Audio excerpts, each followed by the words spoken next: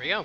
Alright, so hello everybody, welcome to Main Chat Nerd Night, where a bunch of us folks from the Main Chat Discord and some other people get together and we play some Dungeons and Dragons. Getting everybody up to speed, the group just had a 5 hours real-time slogfest last session.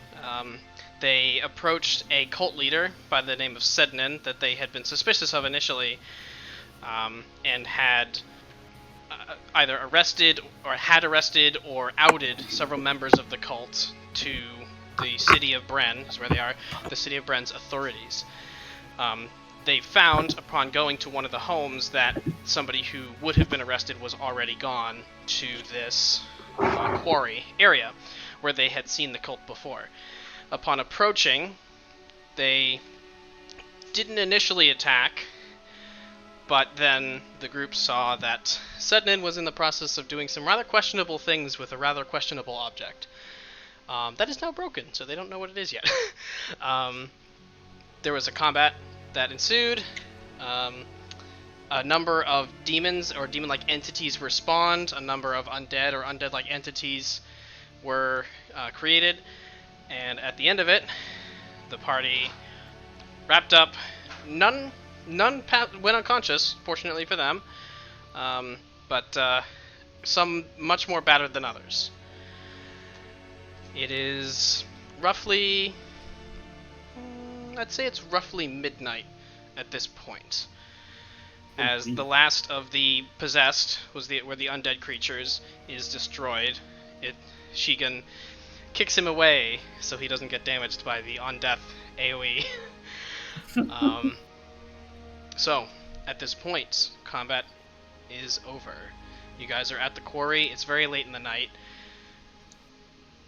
You take a second to just stop and breathe. What are you guys doing? Is everyone up for another adventure? I'm up for a nice long nap, if that's what you mean. Damn thing's nearly killed me. Is there anything that we need to recover from the scene, or should we just head back to town? Because I think we need to head back to town soon. I am particularly interested in the object that Sednin was holding. I would like to look at that. If it hasn't been destroyed. Of course. Prudence, you start going and investigating the corpses. The point of order, the demonoid corpses and the corpses of the possessed did dissolve into ash and disappear. There are the bodies of the cultists, those that were not incinerated, are still there. So Prudence, you go and you start searching through the remaining bodies of the cultists. So go ahead and roll an investigation check. And remind me, folks, what else you want to do? You said, Rurik, you wanted to investigate that object? Yes, I wanted to go up to Sednin and investigate any remains of the object he was using as a focus of some kind. Okay, so I'm just going to move you just to keep track of where everybody is. So you go up, you climb up to the pedestal, or the platform, where Sednin had been performing his ritual. And when you had seen it in action, it was a cylinder of some kind enclosed by glass with metal on either end. When he died, the cylinder dropped, shattered, and then the energy within is what summoned the creature, or that's what formed into the creature that you fought. Looking at the pieces, you look at the glass is shattered. There's nothing on the glass that you see. You have the two end caps. They're about... do I have something here that's actually about that size? I don't. They're a little over palm sized, so like you can hold it, but you're straining your hand to do so, particularly your dwarven hand. Okay. Go ahead and make an Arcana check. Yeah. Because you notice that there are sigils that are etched into the lining. While you're doing that, Prudence, with a 12, on the bodies, there isn't a whole lot of things actually on the persons, particularly not those whose skin and worldly possessions had been incinerated. But you do find, obviously, the robes, number one. Number two, you find a similar...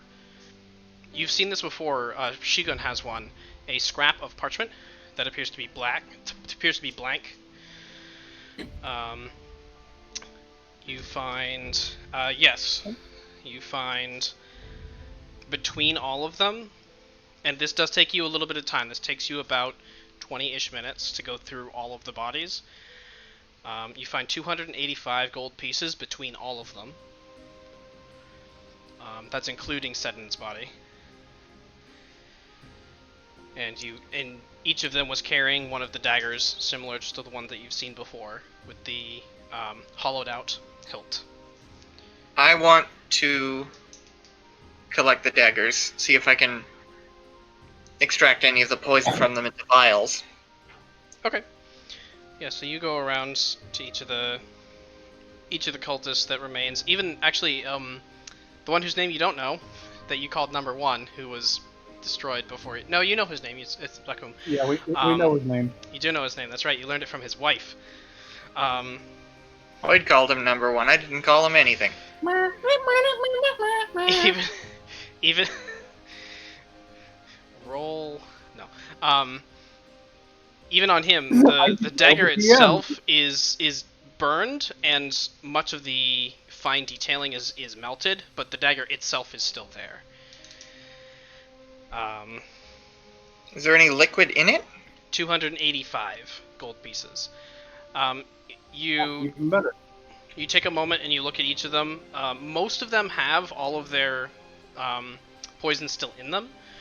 I believe only one of them actually managed to nick you, so only one of them is partially filled. All of the others are completely filled.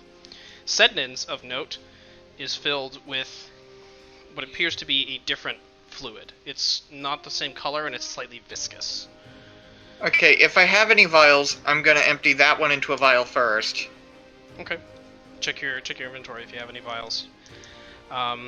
Shifting back to Rurik. With a 7, unfortunately, you recognize that there definitely are runes and sigils, but it's not any magic that you're familiar with, unfortunately. I have a water skin. I don't have any vials. I'm just gonna collect all the... I'm just gonna collect all the knives, and we're gonna get some vials later. Okay. So, Prudence distributes 57 gold to each of you. Shigun and Hoyd, are you doing anything during this time? I think I'm gonna kind of keep watch at the hill, see if anyone else, any more cultists or any townspeople happen to come by because of the commotion. Okay, so you make your way up, and you're just keeping an eye out in the direction of the city? Yeah. Okay. I wanted to search the 2 clerics. The two fanatics, yes. So, Yeah, as a part of that, Prudence had gone over them slightly. Go ahead and roll investigation, specifically for those 2.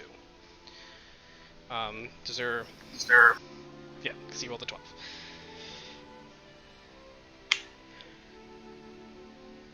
And Prudence, as you're patting down Sednan...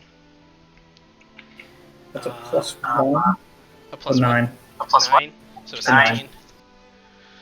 Okay, so that would be a 17. No, 9. Oh, a plus 1 to make a 9. I had a typo on the... Okay, yeah, sorry. I heard plus 9, and I was like, really? Okay. You do find on one of them a small, what appears to be a piece of chalk that is white in color. It's in sort of a small, it's in sort of like a small leather pouch. Prudence and I want to know how many knives I have collected. Out of these, you have 6. So that's the one that with the different poison, and then 5 with the regular poison. So you have 4 full of the regular poison, 1 partially filled of the regular poison, and 1 of the different poison.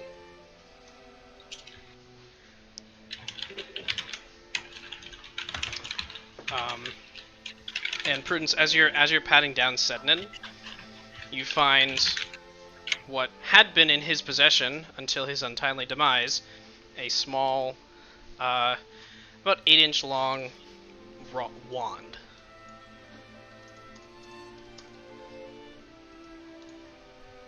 Ooh. Just very, very plain. Looks to be made of some sort of hard wood. There's a small band on one end, no handle per se, but it is a handle. But it is tapered. Yes, the whole thing is a handle, if you really think about it. I always think of the stereotypical black wands with little white tip, like what Zook has. like what Zook has. Like that's So- what I always think. Zook's Like performance literally wand. the 1 second that I take my earbuds off to adjust the fan, and I've missed something. Prudence found a wand. He found a wand, and I was commenting how I always think of the stereotypical black wands with the white tip, like the. Yeah. No, that's specifically my wand. And Carry on. I assume this other one's made of wood. Prudence, in addition to that, in the same pocket as the wand, there's another small. This one's actually a silk pouch. You open it up and you see 7 small black beads. They're about half an inch large, like marbles almost. They're matte in color. They don't have like a sheen to them. Almost like as if you're holding kind of like charcoal, basically, but almost perfectly spherical.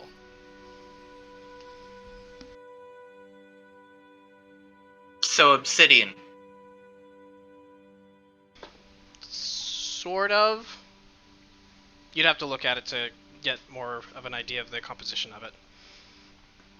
Okay, so Prudence just says to the rest of the group, I found this wand and this bag of little black beads.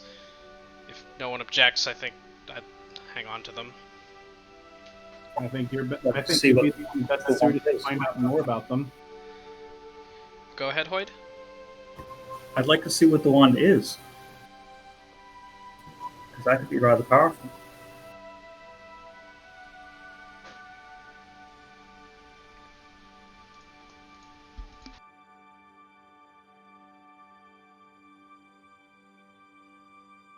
I don't have a particular objection to that.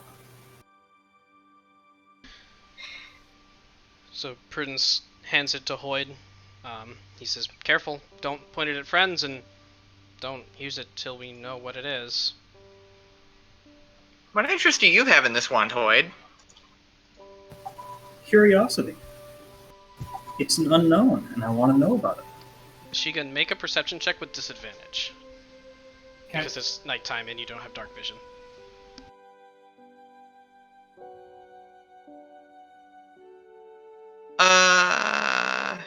DIV, right? Or is it DIS? DAV. DAV. Oh, completely off. I'm inciting Hoyd. Okay. Hoyd, roll either persuasion or deception, whichever is more accurate for you. Okay. Zook's I rolled a 17 on my perception check. with disadvantage, very nice. While this inciting is going on, Shigun, you hear hoofbeats coming from the city. And it's hard for you to see, but then as they clear the forest that's just outside the city, you see 5 individuals on horseback. Each one has a torch.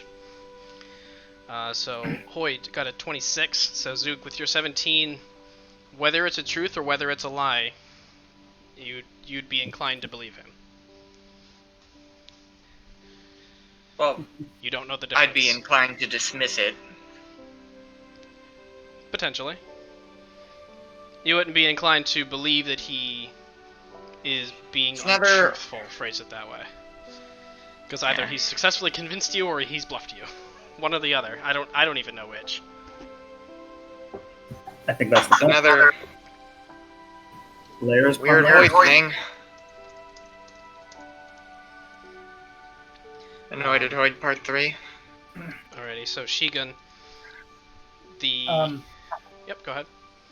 I was just gonna ask how far out are the horses or the middle torches? When you see them, so this is just at the tail end of everyone's investigation, right as this conversation is happening between Zook and Hoyd. You would see them... It's tough for you to tell the distance because it's nighttime and because you are a squishy human with no dark vision. With your knowledge of the terrain, though, you would estimate... You've probably got 2 minutes or so. There's a fair distance from the city to the quarry, and a fair bit of it is flat grassland. So you've probably got about 2 minutes before they arrive, or so. Okay. I'm gonna make my way back down and inform the rest of the group that there's some people approaching. Okay. Fantastic.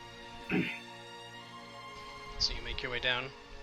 Meow? Do these daggers come with sheaths? Sedin's does, the rest don't. Why don't you make a poison dagger and you don't have a sheath for it? Hey, OSHA doesn't exist in the Flyness, so... Prudence says... This isn't a workplace safety issue. This is an accidentally discharging your own poison issue. That sounds He's like a not workplace fair. safely issue to me. No, that's just inefficiency. You're wasting material. So what are these cultists to Sedna? So, Prudence says to Shigun, what sort of people? If it's a help, they're a bit slow. I'm not sure if it's townspeople or the guard. I don't think it's additional cultists though, but just be ready. Go say hi. If it is the guard, we have nothing. We have nothing really to hide. I can go talk to them if you want. I'm gonna see if I can take a look. Okay. I am not. Okay. So Zook, you make your way up as well. Go ahead and at this distance. Dressed as I am, like Trucy Wright. Yeah. At this distance, it is actually outside your dark vision radius still, so you would roll perception with disadvantage. Because they're more than 60 feet away. You know what?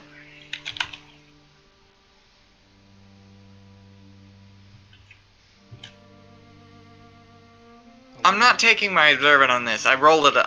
I'm doing an 11. Well, I was gonna I'm say... house ruling. No, I'm house ruling for myself that does not apply if in darkness. If you want to give yourself a disadvantage, I am not gonna stop you, but okay. Either Actually, way... if you want to roll that it's like, let's do... Well, at this distance, the 16. number you rolled, even with your observant, would have been... It would have been too low to make out details at this distance, because, again... Okay, we'll figure this out later then.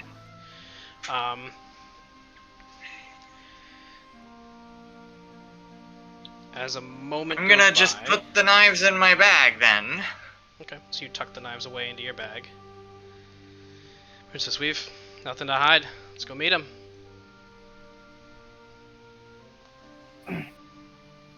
As he Well, begins to walk up without waiting for a response. at least nothing we weren't already hiding from each other, if anything. What do you mean? Something?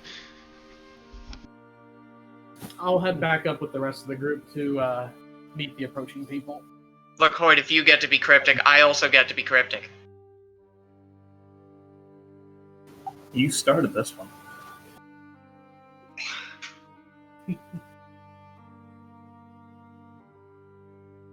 Alright, so do you guys go up to the surface level? Ground level? I will do. Yeah. Okay. Oh, What's up? Shigun, do you need a light, or do you need a light, or are you okay? I think I'm alright for right now. Oh yeah. And Deer is gone. I just have her there for the sake of remembering that she exists. Could use a drink pretty shortly. You can set her just off camera. Yeah, but this is more fun. So as the hoofbeats approach, and it does enter the dark vision of the 3 members of your party that have dark vision, you recognize heavily armored horses as well, with a banner that you've seen before, the Knights of Bren have approached to respond to the explosions and other such noises that they've heard, particularly on this evening. Ah, when, yes. You have a particular operation going on. The lead horse, the one carrying the banner, approaches each of you and is stopped in front of you about 10 feet away. Sorry to say you're a bit late, lads. Indeed. Do I recognize him? They are wearing their helmets, like full helmets. The one in the front, to respond, flips up the helmet. It's not any of the ones that you've seen before. Then I says, "Indeed. And what's this?" He kind of points the banner toward the quarry. And you glance behind your shoulder, and the red glow that you had seen approaching it's still there. It's faded, but it's still there. And you watch as in the spot where each of the humans, or each of the living people, died, the light seems to congregate around them and then go out. So Your cult would be my guess. Then the red light is gone. Prudence says, "We tried to apprehend one of the cultists, and they've resisted violently, summoning fiendish creatures and fighting to the death." At this description, I use minor illusion to create an image of one of them. One of what? One of the fiendish creatures. Which one? There were 3. The freakiest looking one. That's really going to depend on your interpretation of freaky, but fine. You summon the image of one of the impish creatures that had jumped up onto the wall and thrown fireballs at you from above. Because it had bones sticking out of its skin. That's not pleasant. Yeah, it was pretty bad. The leader kind of reins his horse a bit and takes half a step back. To what end?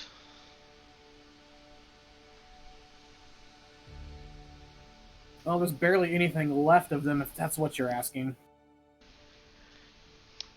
No, I'm asking why. Excuse me, sir. Yes. Were you not here to collect cultists? We know nothing of the sort. It's recent news. There's been occult activity cropping up in this town. It seems it's recently come to some sort of head. Prudence pipes up. We went here at the behest of the lawmaster. and at that he kind of... Great. Linda never tells us anything. He kind of sets the... You see he's got a small little... almost a holster of sorts for his banner that he kind of rests the banner into so he can give his arm a break.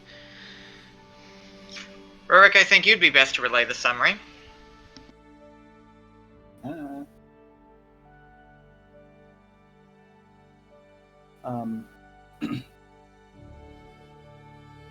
Oh, I thought you were going to say something. Regarding what the cultists were trying to do. Yes. As my fellow had specified, we were here on the business of apprehending those we had confirmed of suspicious activity involving dark religious affairs, and upon closer inspection, we came across something that I could only define to be sacrilegious, and they appeared to be sacrificing the souls of their members to some arcane end that we are not completely sure of. And they believe that. what evidence have you of this? Prudence kind of pipes in and says, they were worshipping Baphomet. Just wanted to name drop that one in there. I pull out one of the I think attempting to summon him. I pull out one of the Baphomet sigils that I picked up prior and hand it to the officer. Okay, so you hold it up. He kind of spurs his horse forward a little bit, reaches down. It's a bit of a struggle because of your height, but he does manage to get his hands on it. I'm gonna help that with my mage hand. Okay, so you cast your mage hand. Is your mage hand visible or invisible? I'm gonna keep it invisible for this one. Invisible? Okay, so Rurik, you watch the Baphomet. So, in your eyes, you see the Knight of Bren reach down, the amulet lifts up out of your hand and goes into the knight's hand. He kind of looks at it, looks at you. I did not know I could do that. Sorry, that was me. Apparently this thing might be haunted. I wave with a visible mage hand now. Okay, so as you're doing this, the hand kind of, you see, drifts away and becomes visible and kind of waves at both of you. Before dissipating. Make a persuasion check with advantage, because pretty much everyone's assisting you. Prudence did say a thing, by the way. Oh, he said, we also have some of the cultists apprehended at town already, and at least one of them confessed. You said persuasion with advantage? Correct. Same response, but the DC is shifted slightly, so good job. Didn't matter anyway, you got a 19. Okay. So the knight kind of tosses the amulet back to you, and he, without saying anything, walks around the group past you and just kind of looks down into the quarry and holds his torch out. You note his torch doesn't actually light the entire quarry. It just lights maybe 30 feet out, so he's not really even seeing all of it. Can I help you find something? Anyone have a light? Just taking a look. You won't see much up here. There are some bones in there that I think need a proper burial. Especially one of them was a husband to someone in town. When you mention this, the lead kind of motions to two of the others, and the two others dismount and make their way down into the quarry. And they start searching around with their own torches. Would that we could have saved him, but unfortunately made his choice, and one of the monsters blasted him. I have torches, but I never need them, so I'm not sure how to light them properly. The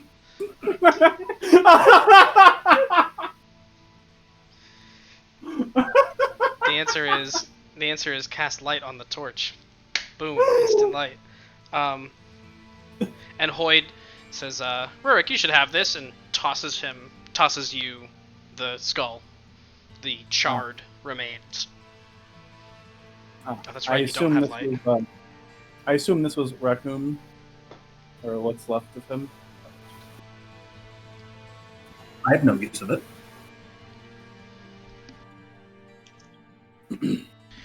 A moment goes by, and you watch, those of you that can see that far, watch as each body is discovered and moved into a sort of loose pile up toward the lip of the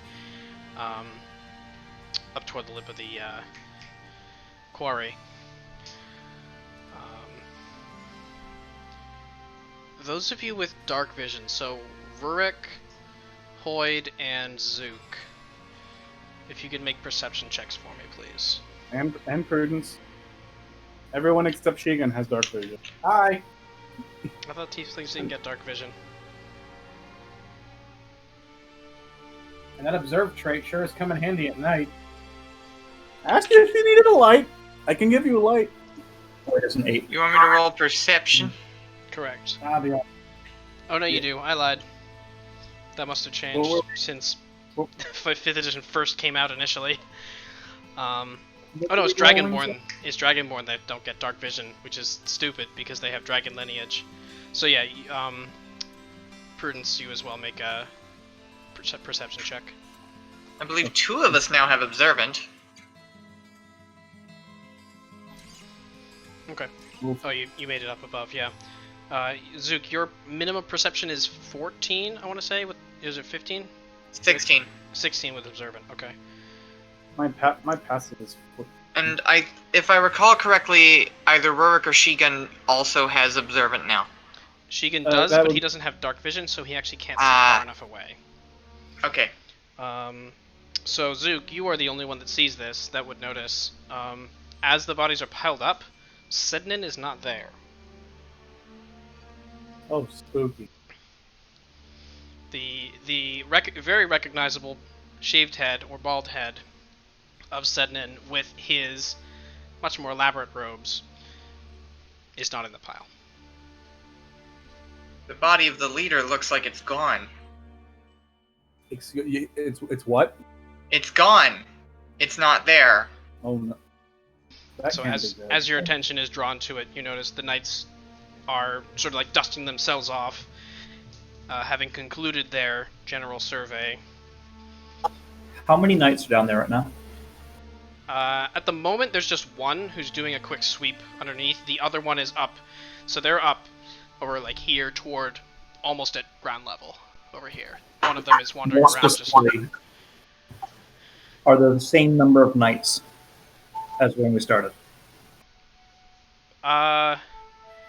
As far as you can tell, yes. There were 5 that approached. There's one in the canyon. There's one at the lip, the leader, and then there's 2 others.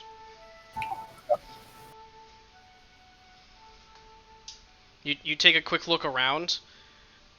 There don't seem to be any extra bodies around.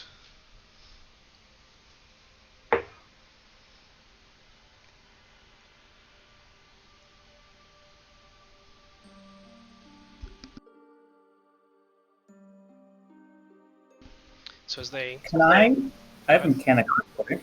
Sure. Can I cast message without being able to see them? I think so. Let me check. I want to say so. I don't think sight is. Yeah. They just have to be within 200 feet. 120 feet, and you have to be able to know their general direction to point at them. Yeah, you can cast it through walls if you know the target is there. So But it is you a can cantrip, presumably so you cast it can- through darkness. Yeah, it is. So I'd like to try to cast message at Sednan. Okay. It is cantrip, so you are able to just continuously cast it in every direction. What's the message that you send out? I know you're out there. I will find you.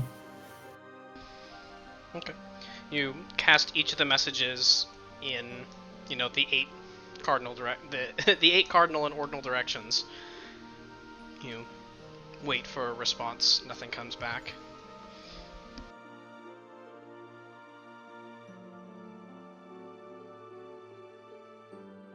With your knowledge of the spell, you know that doesn't necessarily mean he didn't hear it. They have the option to not respond.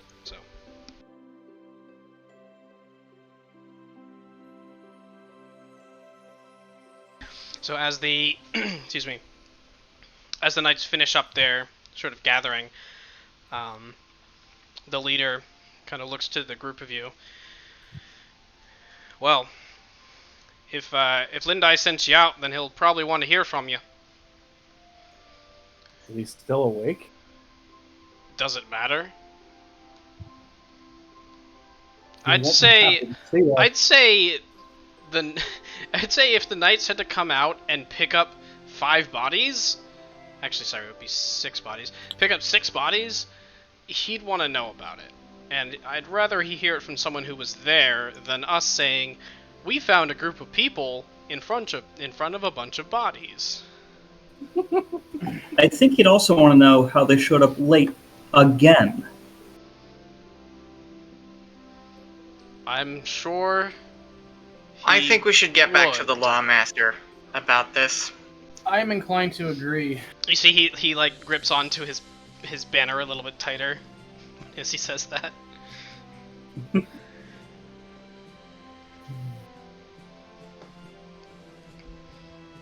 kind of cocks his head toward the city. We should go. Yes, I'm you done. should. Yes, you should. Okay. Prudence says, yes, let's go back to town. I need to rest. You and me both. Thirded.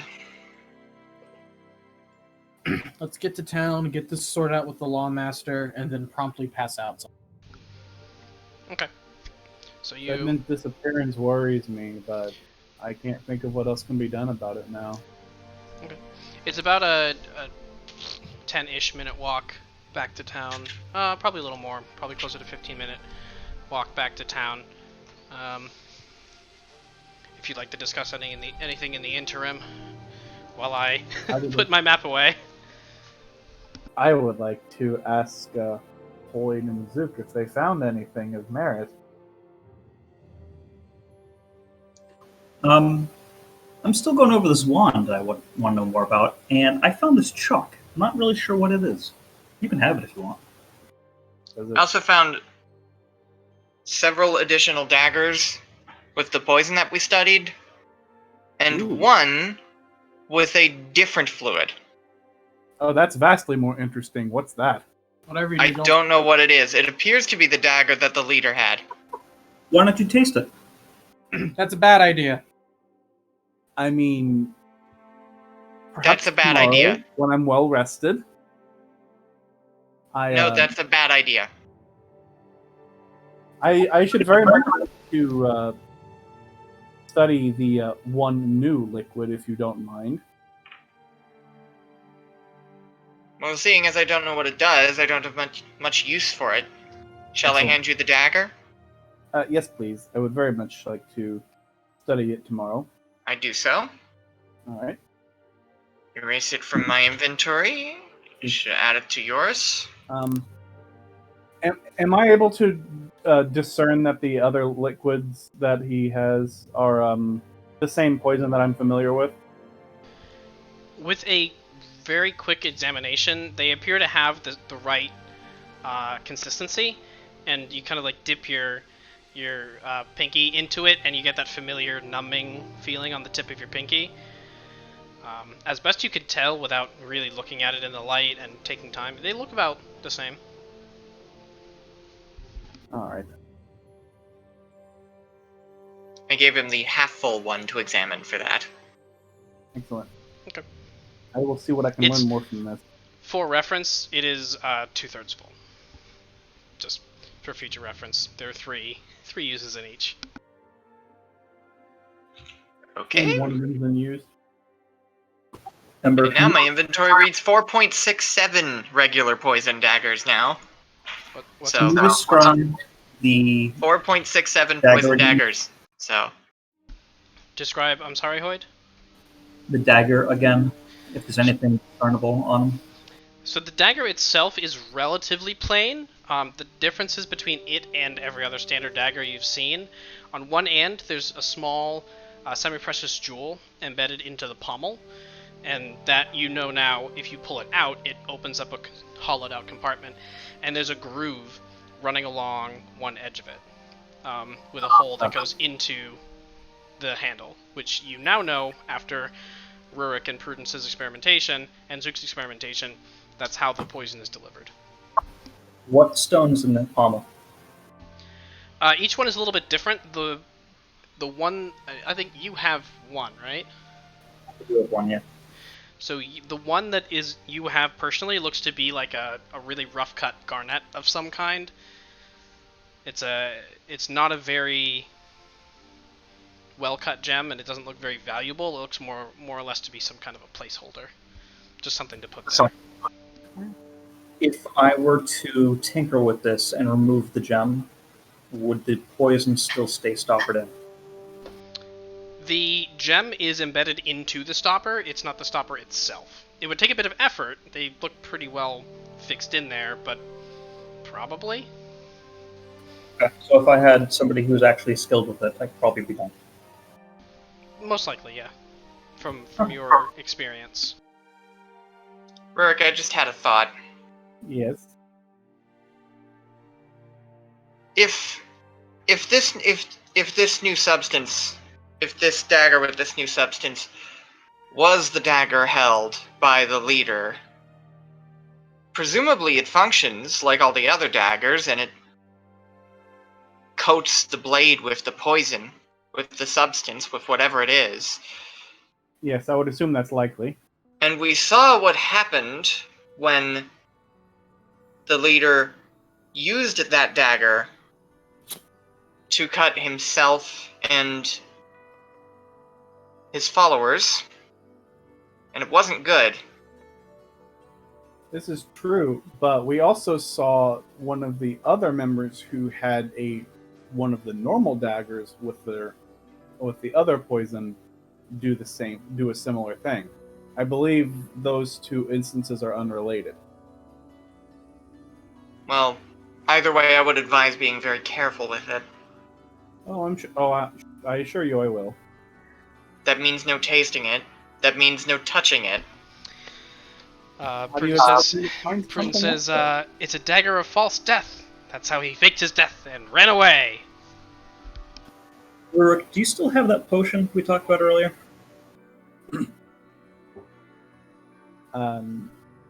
Yes. I still have some vials of it. This could be interesting. It's possible this fluid is more magical than chemical. That might be one way to figure it out. Well, I intend to spend a fair amount of time studying it. Thankfully, we should be fairly close to wrapping up our business here, and can be on our way to Pitchfield, where I will have plenty of time to study it. I hope so. We still have 3 things left to do in this town. Yes, and one of them is leave. So Hoyt, you asked if you have an empty dagger. I believe one of you, I don't know who, has an empty dagger that, where's my sheet that has all the names of the people that you've been working with. I don't think I have any daggers because I don't have any reason to actively use them. I just wanted to extract the poison from them to work with them. It would be Din. That Din had unstoppered and poured out the poison and then returned it to you guys.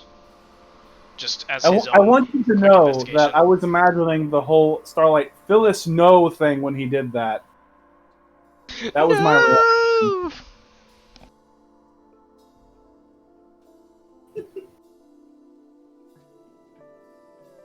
By the way, Rurik, do you have any vials? Of course I have vials. I'm an alchemist. Then we should perhaps empty some of these blades out.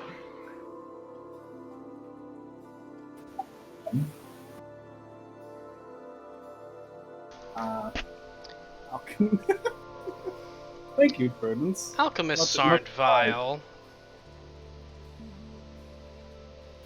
Anyway, you should head back to the inn. I have a bottle of wine to drain. I will isolate the poisons whenever I have proper time and effort to do so carefully. Okay. It's right about at this point that you are approaching the outskirts of the city. It's not a walled city, like I keep saying. What happens is as you approach the city, there are more and more buildings that start cropping up. And then eventually you get to what could generously be called the main road into the city. And you make your way along the road. A number of the city guard actually stops and kind of nods at you on the way by. None step out to directly speak to you, but a lot of them seem to know who you are. As you pass by the house, go ahead. I nod to them as we pass. Same. Okay, so you nod back in acknowledgement. Yeah.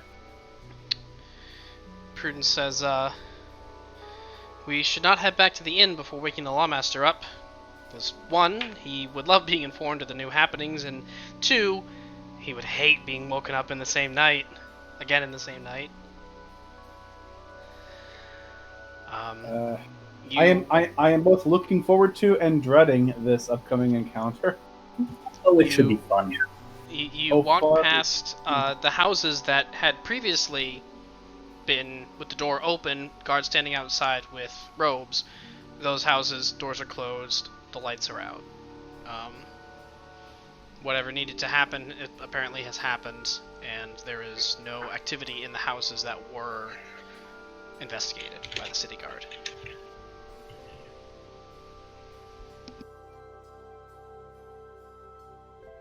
What would be an appropriate DC in this situation for the relevant check to resist my curiosity for how this conversation might unfold and instead just go back to the hotel and go to bed? I don't know that that's something you'd roll. I feel like that's something that you as a character decide. You could make a constitution check, I guess, to see how tired you are, but I don't... That's more or less something that you would decide as a character, not really something that you roll for numerically. Well, I'm thinking I might want to roll because I can't decide. I mean, you could always roll a d2 and assign one to one and one to the other. You could also throw your dice.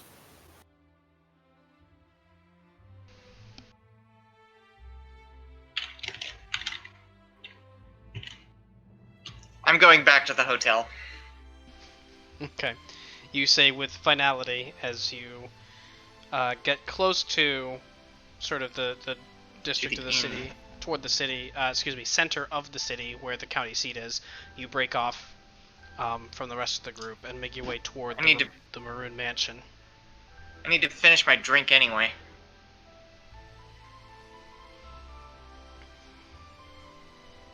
So, Hoyt says, "Be a dear and make sure my wine is ready," as you walk away. I will make no such effort. Prudence says, "Good luck." Okay, so you've gone to the Maroon Mansion. The rest of the group, you make your way up to the county seat, this in the center of the city. Here, let's put all these cards up. Can't tell. As you approach, you notice it's interesting. The previous times when you've approached the county seat, the guards have waited for you to say something to them before opening the door. The guards open the door for you this time, as you approach. Ah. Thank you, sirs.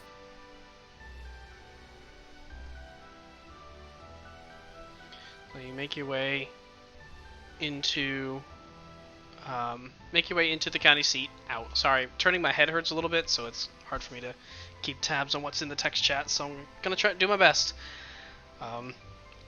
Hoyd stops, does a very ostentatious and ludicrous bow, and continues on inward without saying anything else. So the rest of the group, you make your way in. They're I blanked on his name. Hang on. If someone remembers the assistant's name before I do. Back? That would be... yes, Is it Vec. Vec? Thank you. Which I don't have on this sheet? That's annoying. You're right, Nice. it is Vec, though.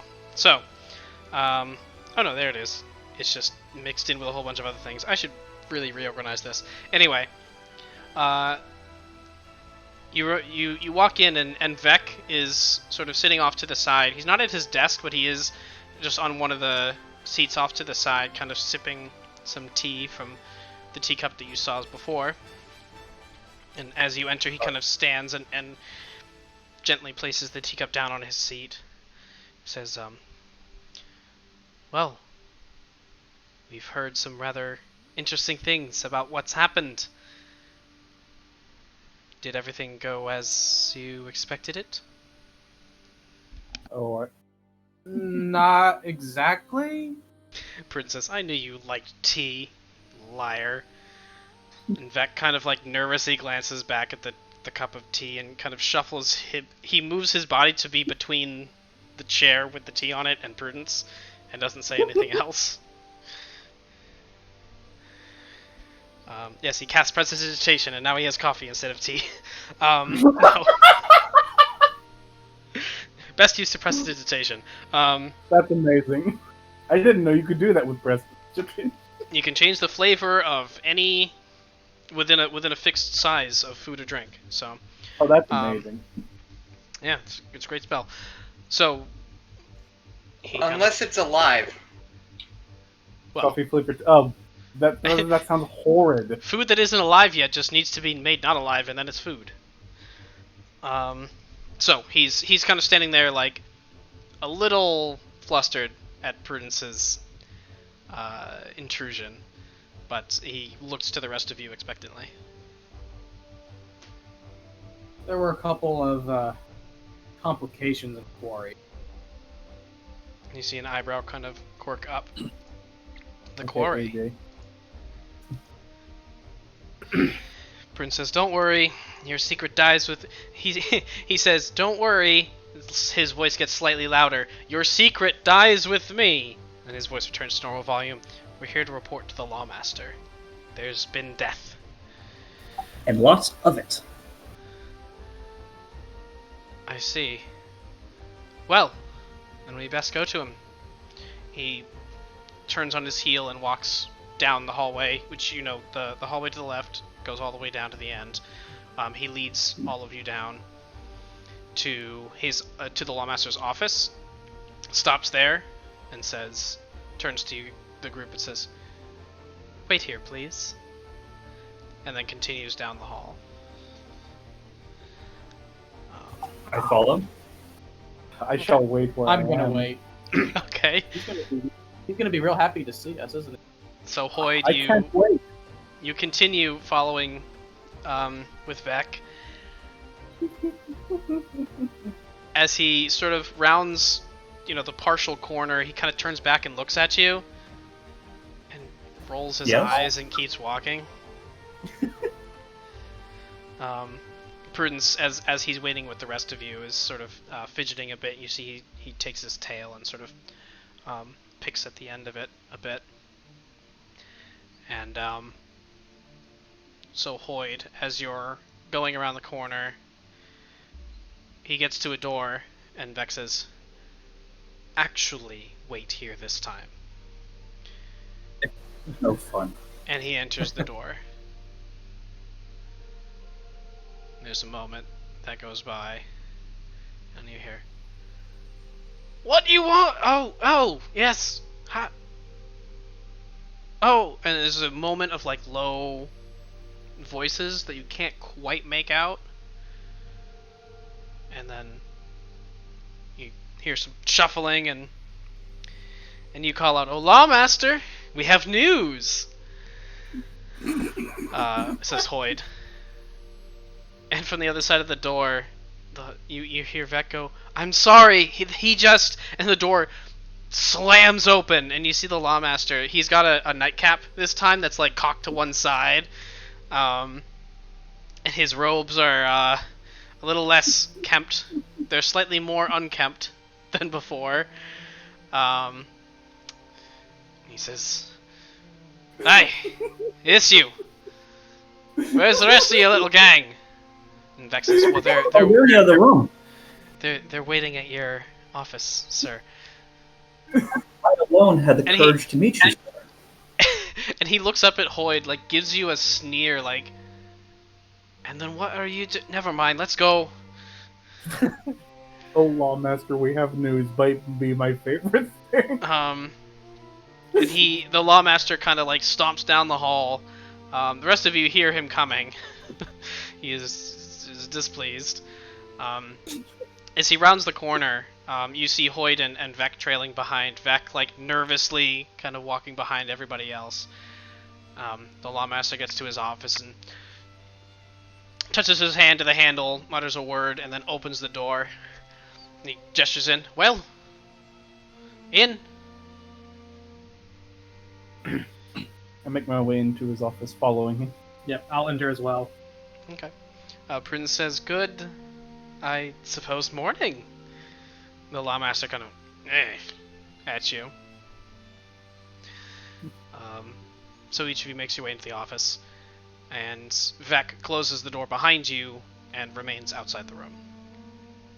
The lawmaster kind of grumbles a bit, and you see he just shuffles up to get up onto his chair behind his desk, pulls over a piece of parchment, grabs a quill. So, what happened? We found the ringleader. And Killed him. I see. He starts writing some things down on the parchment. How many And- demons were there again? 3? I asked to Rurik. Oh. The demons? What? There's more to the story. He got Yes. a little carried away. So, Carried why away don't is you right. start with the demons, and then we'll go from there.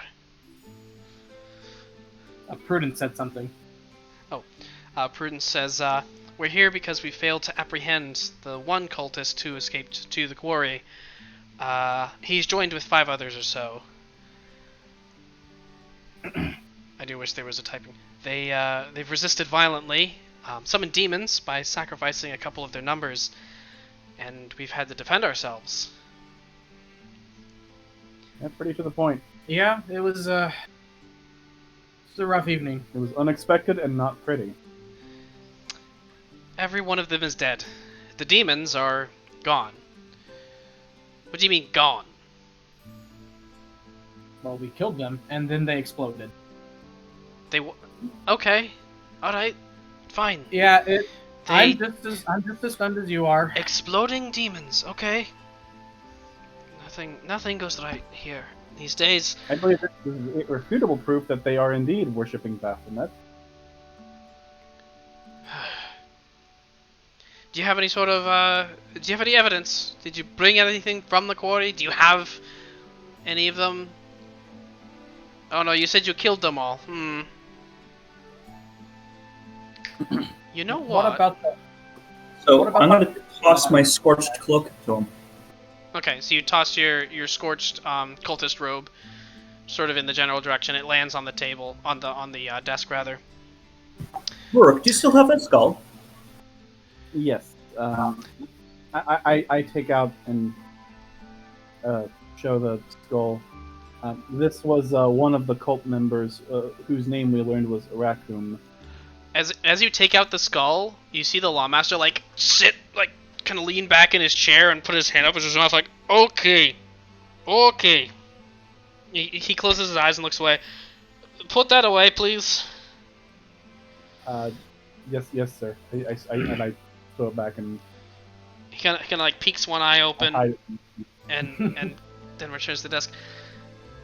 I'm an administrator, not a fighter. That's completely fair and understandable. Rurik, boy, did the crystal that they were using to summon the demons survive the encounter, or did that shatter? Unfortunately, I believe it shattered. I don't think it's usable in any sense or discernible what its purpose was. Prudence says once you kill a devil, it returns to its own plane. Interestingly, one of the corpses also disappeared. He says, Lindai says, disappeared? And he says, knights came to investigate. They saw the corpses, you can ask them. But one of them wasn't in the pile they put up. So we'll see. I do have a question for you, or rather a complaint. Aye.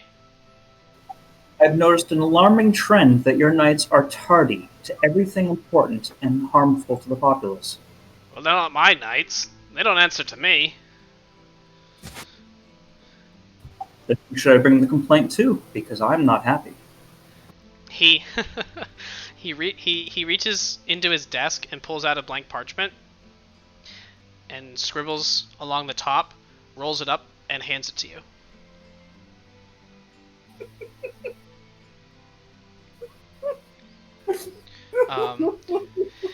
Prudence says, the body disappeared. We do not know what happened to the disappeared corpse. Besides, knights only operate during the day. That's why they're called knights. Lindai kind of gives him a sidelong glare. As he's I holding up the groan loudly because I too am a knight. Uh, The Prudence. Come on. So he hands the parchment over to Hoyd. Are you saying that to the lawmaster, Hoyd? Okay. He says, "May I escort him out of the room?" The lawmaster says, "No. I'm a father. I understand." As Prudence is sort of like leaning over your shoulder, trying to get a look at the parchment that you were handed. You like something?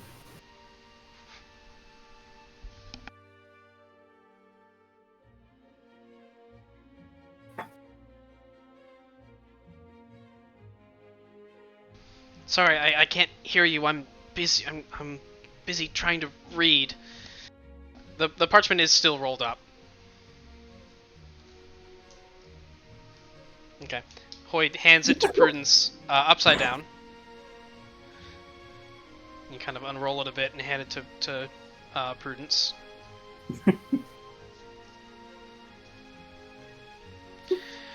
Prudence unrolls it and starts reading it upside down.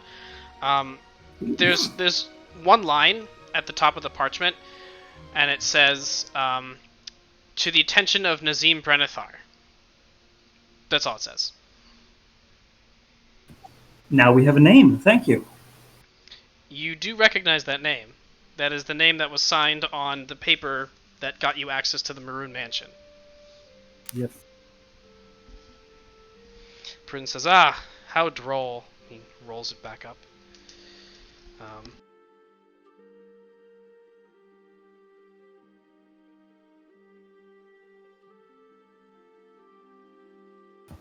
So, Lawmaster, where do we stand? Well, I'm not standing, I'm sitting. But, I am standing, and I'm standing in your office. well, then I guess we all know where everybody's standing. What is it you're asking me? My plan is complete. You have rounded up your cultists, and we have destroyed the core of the cult. I think we're done here. You said one disappeared. Your knights let him disappear. Not my Oh, knights. I'm sorry. Not your knights, I know. He kind of like places his hands gently on the table and like takes a deep breath.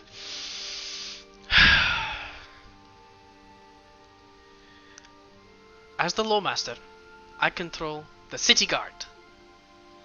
If you have a complaint about the knights, you can go to the count. They are not my jurisdiction. Understand? I don't. Well, that's a damn shame, then, isn't it? He looks over to Prudence. I think silly Do you system. understand?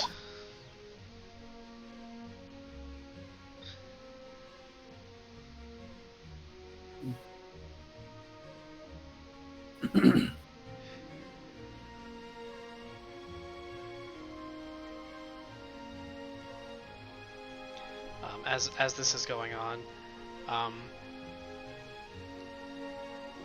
Prudence says, "I understand, but I think there's nothing to be done." The lawmaster kind of nods a little bit. Right.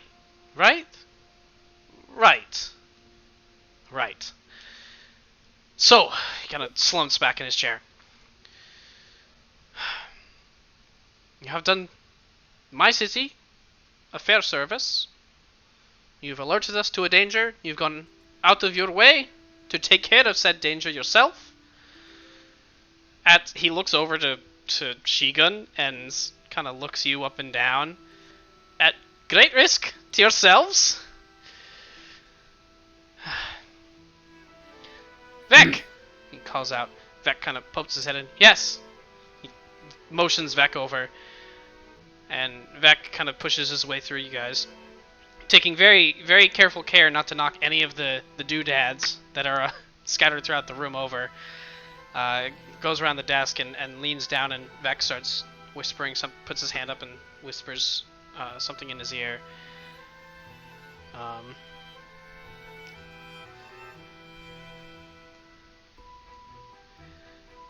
And there's a moment, and And Vec kind of... You sure?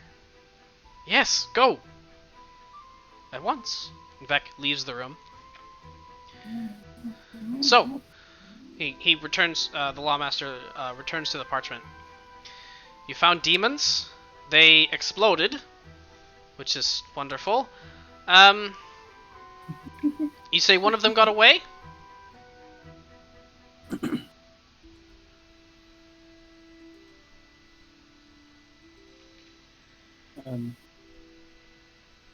Yes, they did.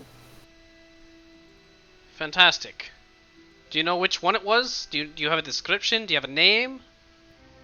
Oh, I have a picture for you. Prudence says, I believe the leader of the cultists escaped. You have a picture. Here, in my hand. He kind of looks at your hand. Sorry, it's not. I looking assume for you that. cast my illusion. Yeah. Okay.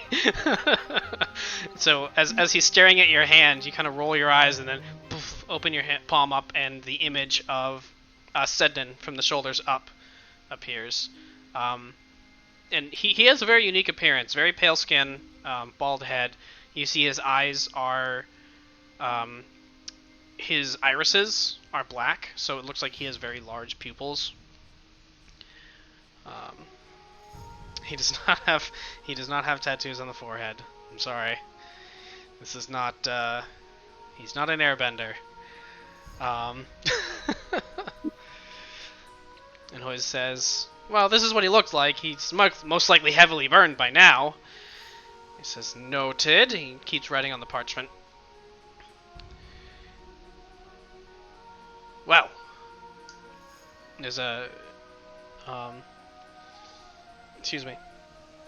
There's a knock on the door. Yes, Vec, come in.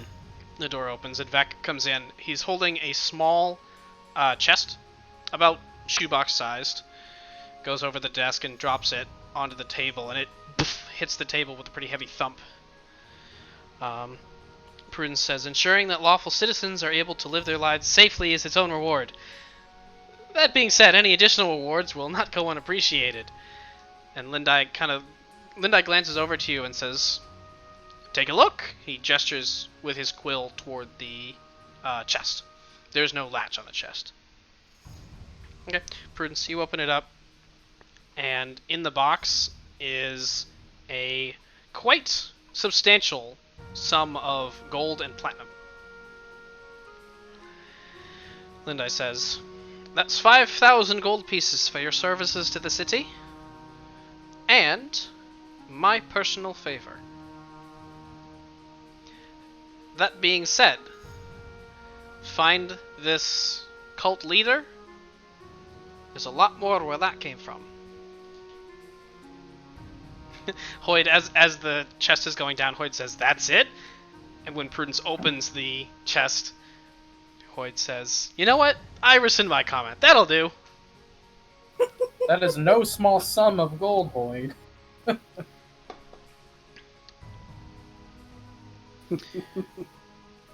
If you'll allow me... He kind of glances around the room at the various gadgets. I know a thing or two about magical devices. You mentioned there was a crystal or something involved in the summoning. Is it something that you have? We do. It's broken, though. Sure, but I wouldn't mind taking a look. I don't know much about the magic, but if it's something... Things are just a little bit boring, so I'd like to learn a little bit more. Would that be safe? It may be broken, but I have concerns about it. He reaches over to one side of the table, one side of his desk, where there's a small... It looks like a Newton's cradle with the balls clacking back and forth, and he flicks one of the balls, which detaches from the device and slams into the wall, leaving a small hole. I assure you, everything I do is perfectly safe. Aha. Well, if it sucks your soul out, I don't know if we'd be able to be much help. Well, that's what I've got you for, and he motions to Rurik. To watch over my eternal soul. You hear that? You have a convert to Paylor. I do. Yeah, let's not go that far. I'm joking. I'm joking.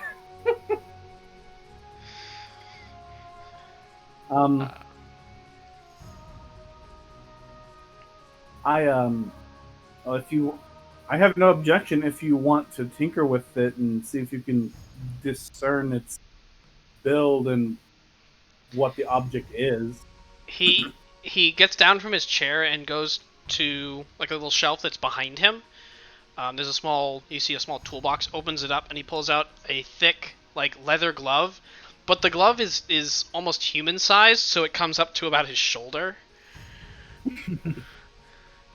And he holds his hand out. Gnomes are small, man. He's like 2 feet tall. He's like 2.5 feet tall, man. Gnomes are really small, yeah. A lot of people underestimate. I'm just picturing a gnome shoving just a normal human glove on his hand. Let me rephrase. This is closer to like a blacksmith's glove that would come up to about the mid-forearm on a human. Oh, so the glove itself is sized for his hand. It's just like the length of the glove would be longer. It's a little big, but it's almost comically big on his hand. Okay. Alright then. I don't mind leaving the pieces with him if anyone else has no objections. I have concerns, but not objections. If you think it's safe, then I'm trying to stay here. I don't want to keep it. I just want to take a look at it. If it's something that I can figure out, great. If it's not, I don't want this thing in my office. Fair enough. That's fair. We don't want it exploding on you. I'll hand over the pieces that I had recovered from the device and describe them as best as I could based off of what I saw from it to supplement Prudence's explanation of the crystal. Okay. So you go to hand over both pieces and he just takes one of them and quickly takes a look. Rolls a 9 on his Arcana check, which is the same thing you rolled. Yeah, he hands it back to you. This is far beyond me. So, I'd like to get some sleep. If you don't mind. Well, thank you for taking a look at it. There are people that you might be able to see it's in the city. I don't really talk to the mages. They tend to get on my nerves. No offense, he says to Prudence. Having a mage look at it might not be a bad idea. Prudence says, I'd also like to get some sleep, but first... Oh no. Prudence, what are you doing?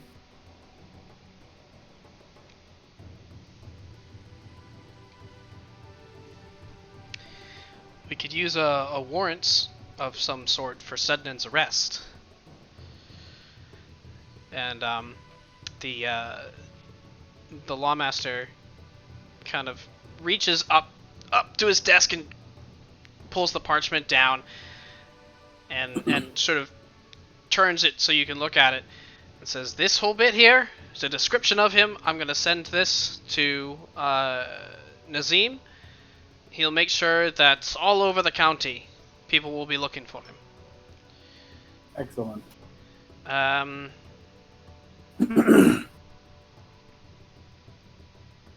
Hoyt says, oh, that's good. I would love to stop him. And his heart. That's great.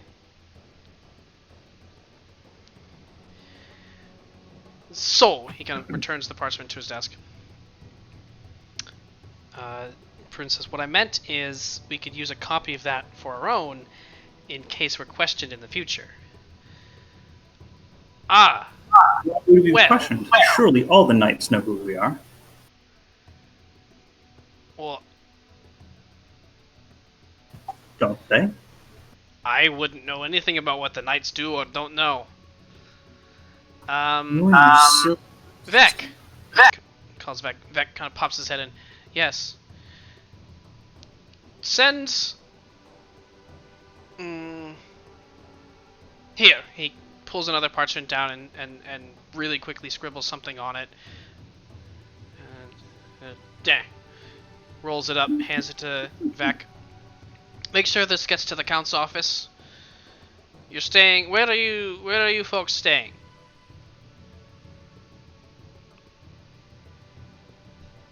I believe the Maroon Mansion. You're staying at the mansion? Oh, good choice. Good choice. Vec, bring this to the count's office. Let them know that they're staying at the mansion. You'll have what you want by the morning. I'm not exactly a... I'm an authority here in Bren. My authority does not extend beyond the city limits. So if you want something, it'll have to come from the count. But, Vec, go. He kind of flicks his hand. Yes, sir. He leaves the room. Vec will make sure you get what you need. Prudence says, it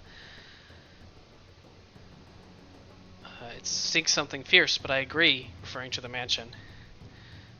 Time for us to part on good terms. Let's hope we meet again. Aye. Let's hope we meet again on much better terms.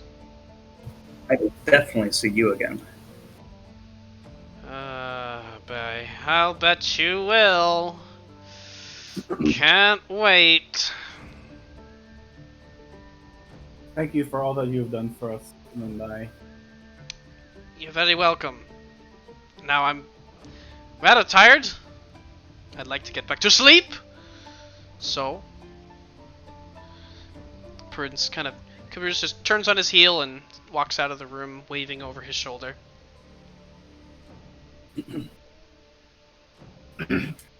Have a good rest, Lindite. And I turn and head towards the door with Prudence. Okay.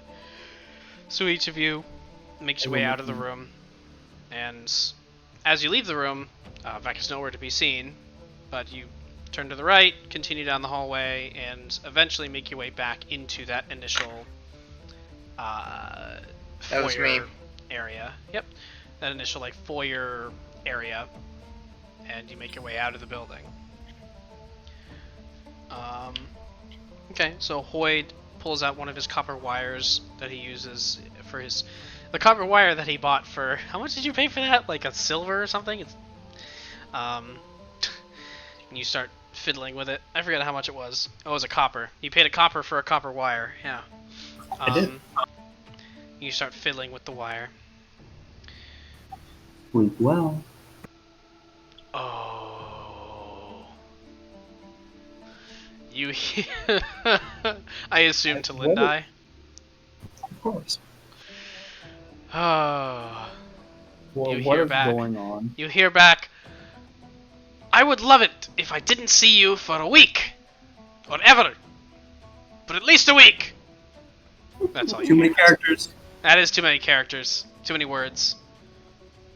How many words is it? 25 characters. 25?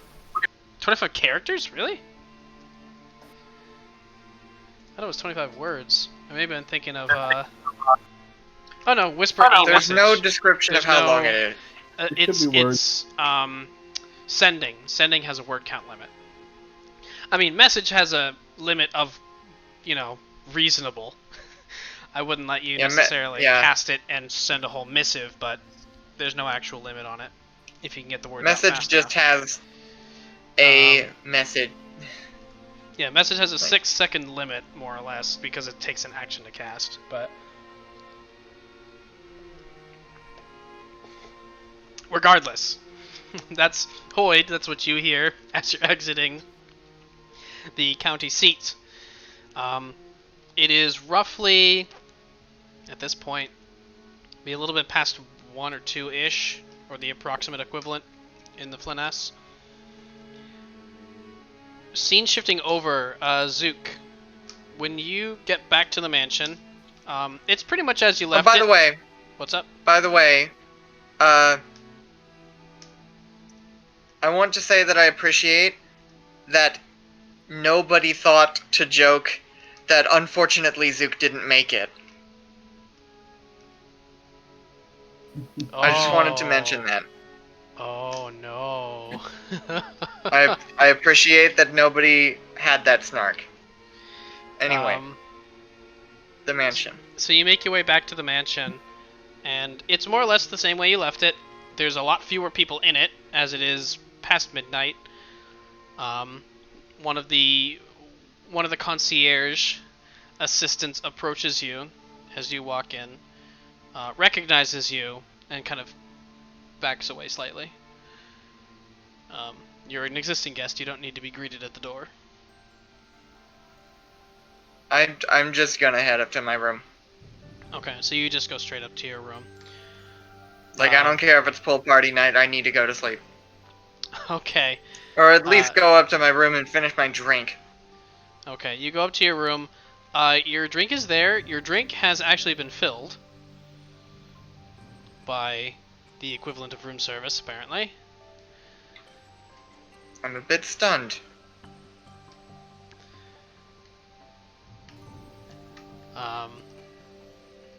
So do you do anything else before more or less going to bed? Well, I drink it, and then given the properties of the drink, it will probably keep me awake for a bit. As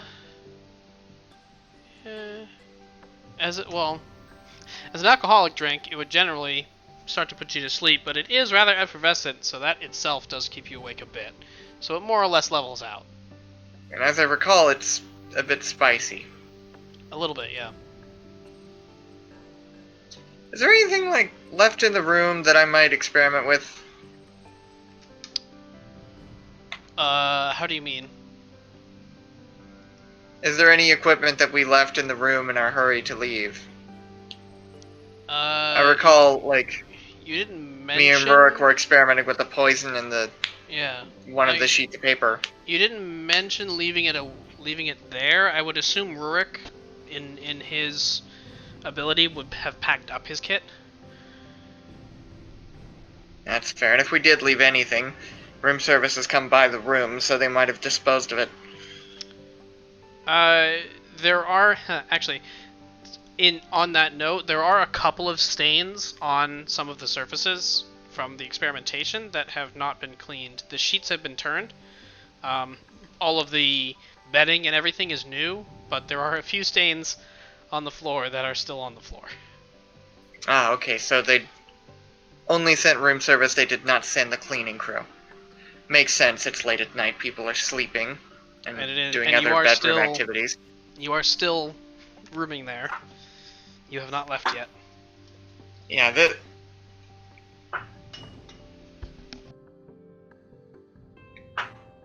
cleaning crew is more of a, like, middle of the day when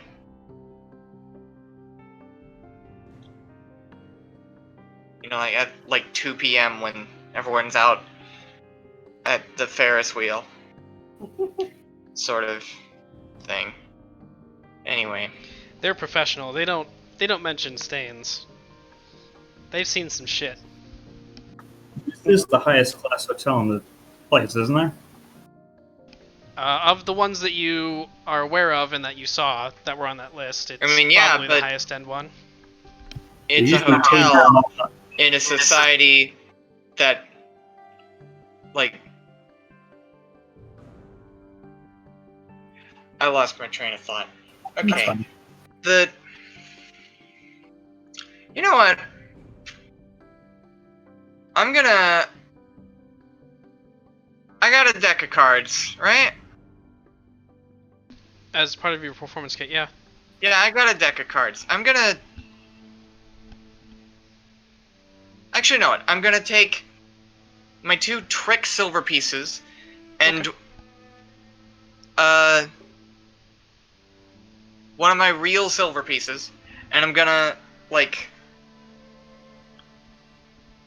try and figure out some sleight of hand moves that I might do to, like, take one and then swap it, like, take a silver piece and then swap it for a trick silver piece and then flip it. Okay. I'm gonna try and like figure out and make that make that be a trick. Okay. Just figure out the motions for that. Go ahead and make a sleight of hand check. Because I am waiting for Rurik to come back, so that's what we can like. Yeah, you've got a bit of time. Do the thing with the poisons. Yeah, you got a bit of time, so you can because there's sleight of hand check. Yeah, go ahead and make a sleight of hand check. You're more or less doing this in front of the mirrored, like the silvered mirrored surface that's in the room. So you're sort of keeping an eye on the mirror as you do this to make sure your eyes aren't tracking. And so you don't notice anything, because if anyone's going to notice, it's going to be you. Yeah, like I know what I'm looking for. What was it that you got? Sorry. 23. 23. Okay. I rolled a 13, but I have plus 10. Plus 10 in your sleight of hand, yeah. So it takes you about 10 minutes, but you're fairly confident. It's a quick flick of the wrist, and one of the coins is tucked in your palm, and then you flick your wrist, and it's swapped places with a trick coin. And it seems, from you observing your own trick, you don't believe that anyone would necessarily notice without already knowing the trick. Is Rurik back yet? You've probably... Well, you wouldn't know this, but you have about another 20 minutes or so, probably closer to another half hour or so before they finish up with the lawmasters and make their way back over. It's about a 10-minute walk there and a 10-minute walk back. So he's not back yet. Okay. What else do I have? You know what? I'm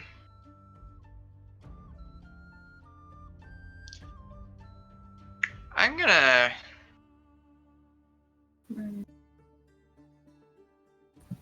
Okay, I got handkerchiefs, and I got some trick rings. Actually, no, those aren't like a chain of rings. They're like sort of things where like, oh, they're linked into each other, and then oh, they're not. Yeah, it'd be a pair of rings that have a small break in them that's hard to see from a distance. So when you hit them together, they can link, and then you can pull them apart by pulling at a certain angle. But they're difficult. It's difficult to see that at an angle, particularly when they're moving. So part of the trick is just keep it moving so people don't notice. I'm gonna figure out if I can devise some sort of trick that involves both the rings and the handkerchiefs. Okay. Both the rings and the fabrics. I am not familiar with stage magic, so you may have to do a little bit of digging and let me know what that is. But for the sake of I don't learning have a clear trick in mind. Do you want me to like try and come up with something right now? No, I'll just say for the sake of learning something like that mechanically, just go ahead and make a general performance check, and then you can find something later, and I'll consider that to be what it is that you learned. You know, I'm thinking like a sort of trick where you might like use the rings and just like hide the rings behind the handkerchief, and then like you fold the handkerchief with a flourish, and then like it's folded like between the rings or something. I don't know. But anyway, you asked for a performance roll. Yep, just a general performance check. I thought that's what you did earlier. What was it? I did sleight of hand earlier. Oh. This was 15, right? 15.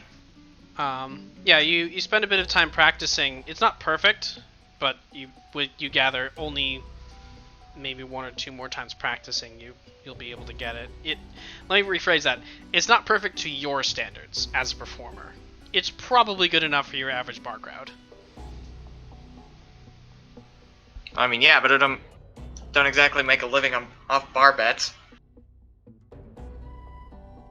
At least I don't want to.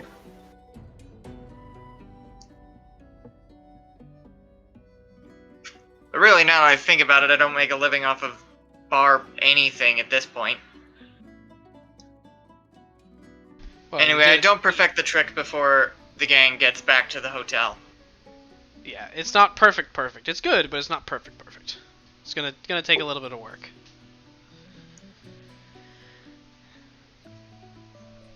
And you are just about wrapping this up when when the rest of the group would arrive at the tavern, at the mansion rather. So, scene shifting back to them, you make your way. I'm figuring that like they interrupt me as I'm in the middle of perfecting it. Sure. That's what I mean by wrapping up. Like, you're still doing it. You're just like toward the end of that period that you would designate for practice. So scene shifting back to the group that went to the lawmaster's office. You make your way back to the Maroon Mansion. The Maroon Mansion smells exactly the same as it did on the way out. I will never tired of this smell. Prudence knocks. You go up to Zook. Zook, who are you sharing a room with? Or are you not? I don't remember. I think it was Rurik.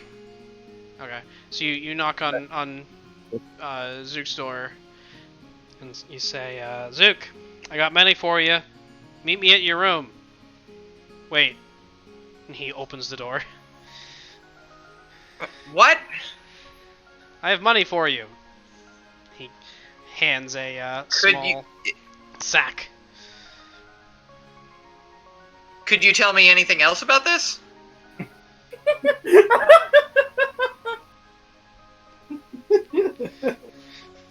I don't understand the question. While I'm waiting for Prudence, the lawmaster liked what we did.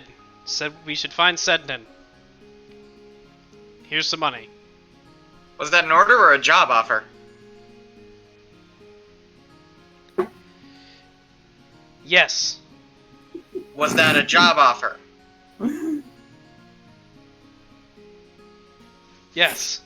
Was that an order? I suppose. I'll ask someone else. So the rest of you. So Hoyt breaks off from the group and he heads right to the bar. How much gold is this? There's 600 gold and 40 platinum. He whispers to you. That's 1,000 gold pieces in total, broken up into gold and platinum.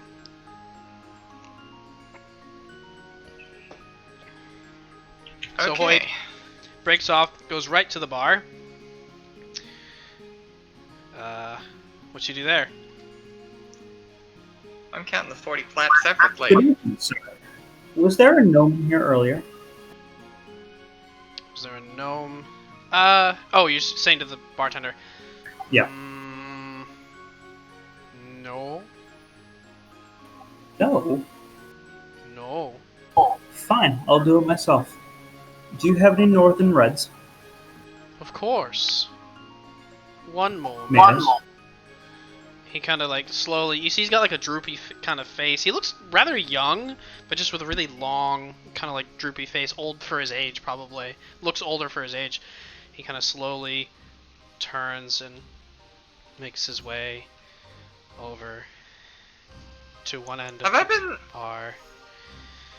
Did Prudence leave me alone in my room after giving me the money? I haven't gotten that far with your scene yet. Yes, Prudence drops the money off and leaves. Okay, my next plan is to, like, come with a trick that is similar to the Trick Silver thing, but that, like, swaps different types of coins for each other. Okay, we'll come back to you. Okay? Mm-hmm. The bartender just slowly makes his way down to the end of the bar. And at this point, Rurik sits down next to you as well. And you watch the bartender reach down and pull a bottle up.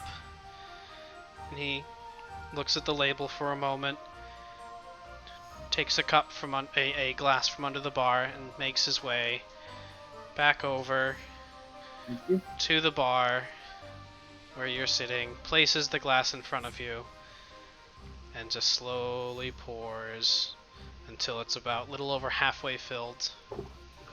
Oh, stop right there. I've been doing this a long time. He slides a glass toward you. I would like a clean glass, please. He looks at the glass. You have a clean glass.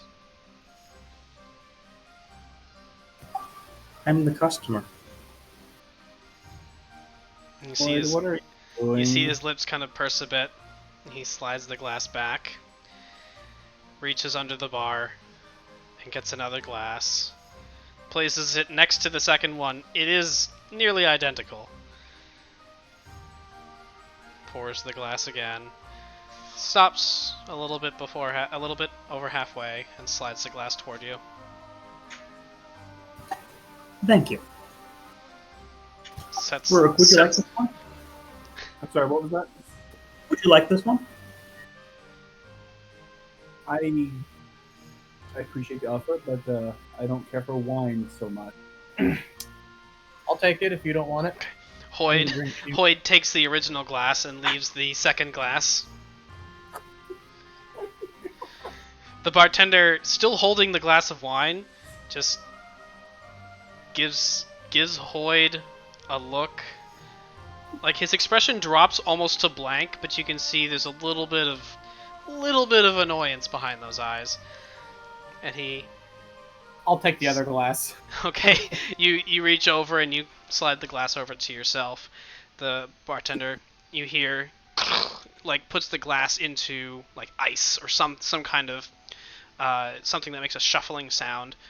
And he goes back up to the bar and sees the two of you flanking Hoyd. And would your friends like anything as well? I very much appreciate your stoutest ale. A stout ale for a stout dwarf. Right away. Yes, please. He makes his way. It's not as far as a walk this time. The taps are about 3 feet away, so he makes his way over, reaches under the bar, picks up a glass, glances over to Hoyd, examines the glass in the light. It's a mug in the light. Pulls the tap, fills the glass, makes his way back over to you, sets the mug in front of Rurik. Thank you. Thank you. Will that be all, my sirs? This is all I need right now. Excellent. I'll have some of the same wine that my compatriot is having. I believe you have some. That's a fun word. It's been a long evening. By chance, do you have any cheeses in stock? We have many. And you see, when he says that, he puts on... There's a smile that spreads over his face that doesn't... How do I describe this? It doesn't quite reach his eyes. Like, just the bottom half of his face moves. And he... Oh, good. Maintaining the expression, he walks a little ways to the door behind the bar and goes into the kitchen. There's a moment that goes by. And he comes back. You see he pushes the door open. He has a small platter that he has with an array of cheeses. Small wooden platter with an array of cheeses, and he sets it down in front of you. I lied. This ale is not all that I need right now. That smells divine. It's actually interesting. Like, you know what cheese smells like, but because of the overall scent of the room, it's throwing you off a little bit. Like, you recognize the cheeses just by appearance alone, but everything's a little bit off, just because everything smells a bit off. Is one of them a tiny cylinder of string cheese? If you were there, you'd find out. There isn't a small cylinder of string cheese, but there are a couple of small mozzarella balls. Or, you know, for all of those Italians that live in the Flyness. Oh, that's perfect for a bard. I'm sure they love mozzarella, la la la. I like you. The bartender, ha. He makes his way away from the group to go serve another customer. I'm going to assume that was an equivalent pun in common.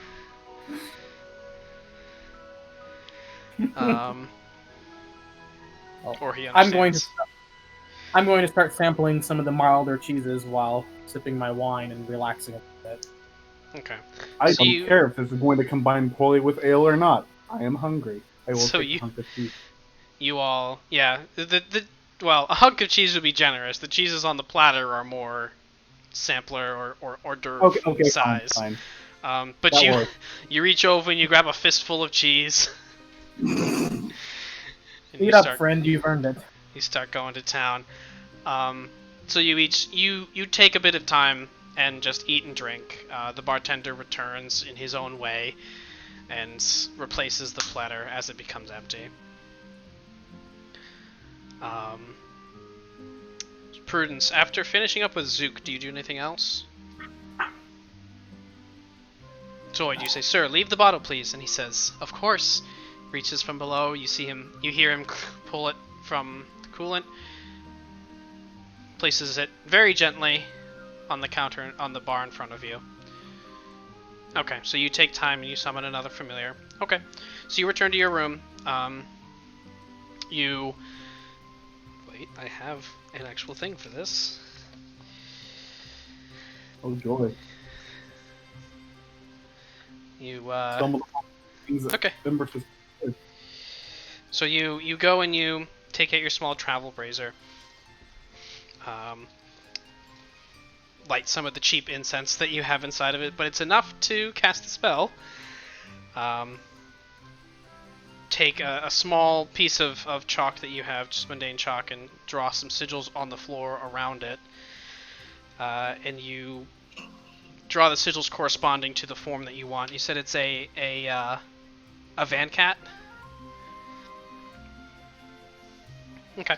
What's a van cat? You picked up in a van? Finish up your you finish up your ritual and reach into the smoke and feel 4 paws alight on your arm, and as you draw the hand back, there's a small cat about you'd estimate maybe a year old. It's not quite a kitten, but it's not fully grown either. Kind of fluffy. It's got white fur. There's one green eye, one blue eye, and it kind of looks up at you, and you whisper, "Hello, dear." And you hear, "Here." And deer leaps off of your hand and starts exploring the room.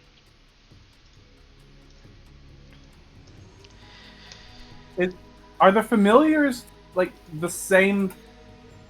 How to describe this? Are they the same entity? They just take different forms. I believe so.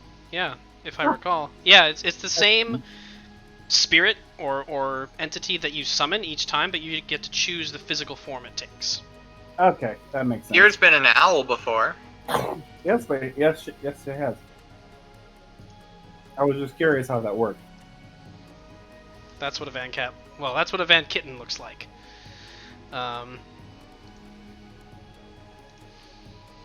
And that also, takes you. meanwhile, that takes you about 10 minutes to do. A little bit longer because ritual casting. While you're doing that, Zook, you're practicing more with your stuff. Yeah, I'm coming up with a routine to start with a copper piece and swap it for a silver or a gold. Okay. Make a platinum or back to gold, and then. Okay, so you. And then for a silver, and then flip the silver, and if it lands heads, then you get to keep the gold piece. But then I can swap it for one of my trick silvers. Yeah, part of the trick silver. Okay.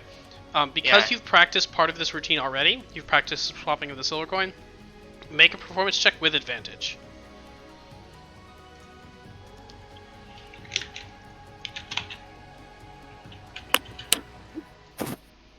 14. Really? Okay. You've got the basics down.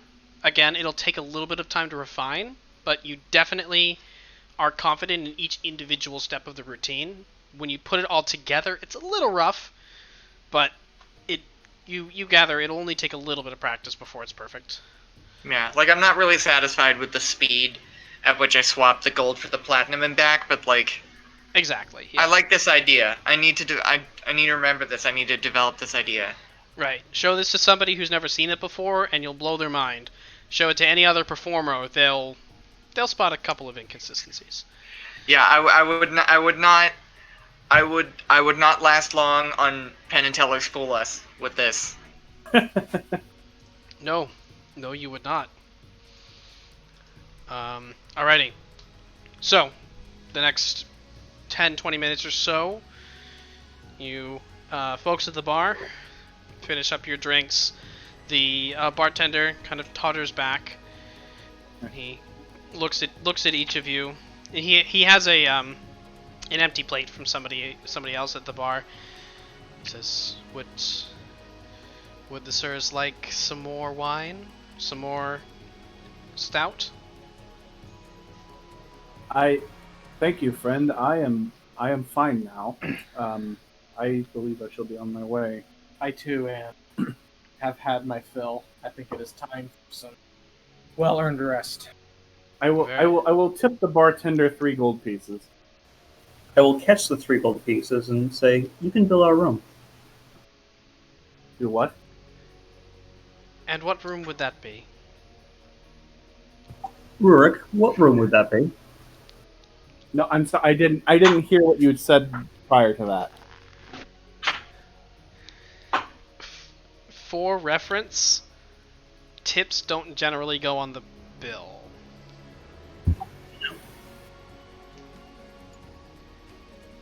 Oh. All right. I relay my room number because I don't actually remember. That's fine. I don't think I ever actually gave you room numbers specifically. But yeah, you tell him your room number, and he kind of notes. You see him nod and note that mentally. 207. It's up a flight of stairs. Sure. There you go. And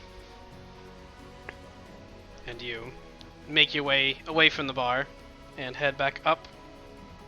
Okay. So, Hoyd, you leave 3 gold underneath your empty glass. Oh, under the empty bottle, rather. And you each make your way up to your respective rooms. Who's sharing a room with Prudence? I believe I'm bunking with Prudence. Always. Forever. So as you choose to continue doing that. As you enter the room, you enter the room, you kind of catch a whiff of something. You're not sure what. And there, sitting on the bed, on your bed, is a small white cat. Prudence says, "Oh no." Prudence says, "Careful, don't spook the cat."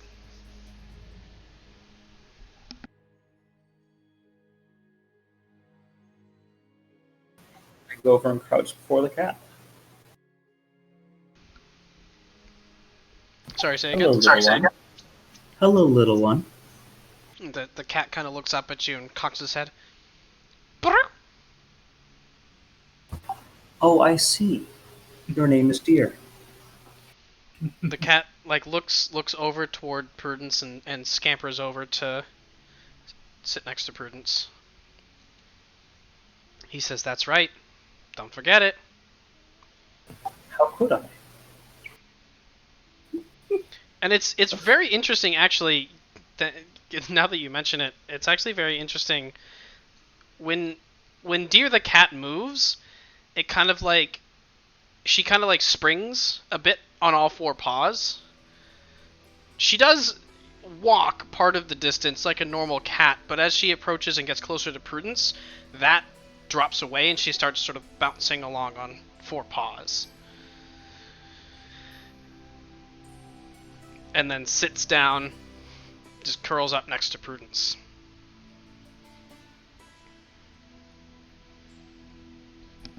So, we have much to discuss.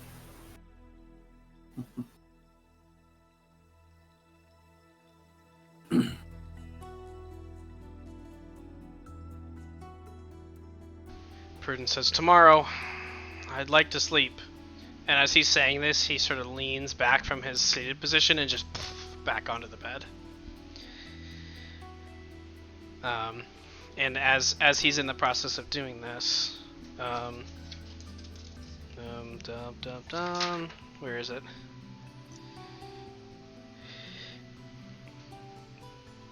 He kind of rolls over to one side of the bed and draws the sigil that he needs onto the ground, again in the chalk on the floor, collects the various components necessary, the little crystal bead that you carry with you, and he starts vocalizing the verbal components of the spell, and the dome sort of starts to solidify around you, and the dome solidifies around you. It's I believe it'd be around the entire room. Yes, it's a 10-foot dome. It actually, parts of the dome slightly intersect with the wall, just due to the nature of magic. They don't damage anything, but it actually does intersect slightly into the wall. So, you have a 10-foot dome around your room.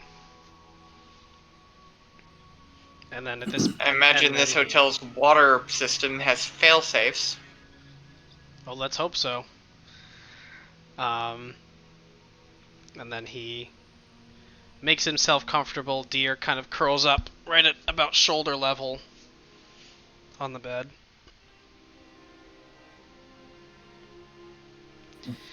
Actually, I'm not even sure if they have sinks. You know they have one, because there's one on the floor where Hoyd put on his mustache. To become Sir Bartleby, was it? Yeah, Sir Lord Cornelius Bartleby. That's the one, Lord Cornelius Bartleby. I love the name. So for the rest of you, do you guys do anything else before heading to bed? It is roughly sort of pushing like 3 or 4 in the morning at this point. Can I borrow some vials? Yes, I was going to go to the room.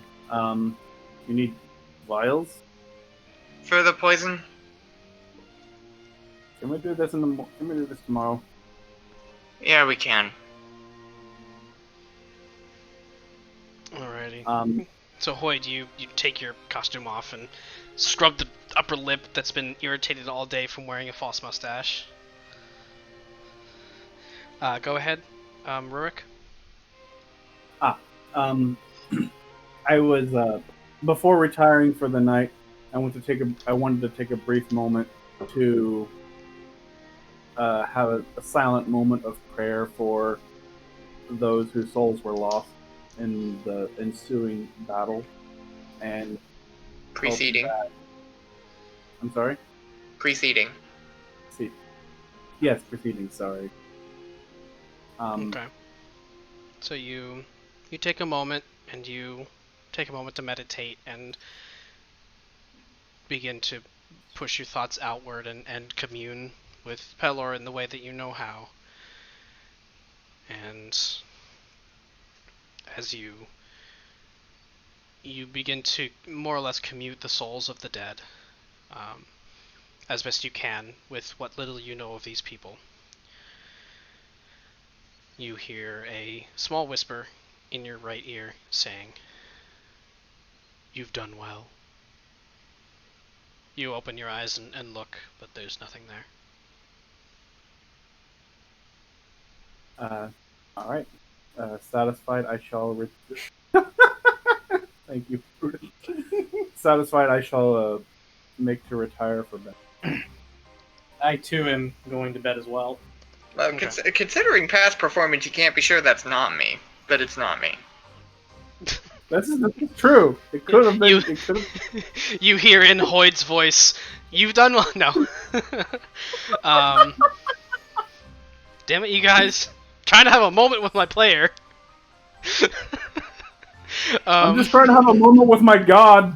Right, exactly. Alrighty, so each of you, in your own time,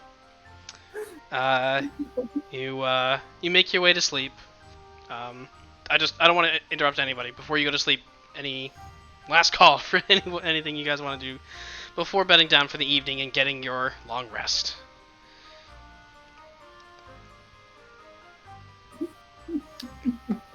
I think I'm fine. I will take that silence as an admission that you are all set. So you each fall asleep in your own time, and for most of you, the sleep is very gentle, very restful. Rurik, due to your prayer before the evening, you particularly sleep very soundly. Yay. Throughout the night. I'm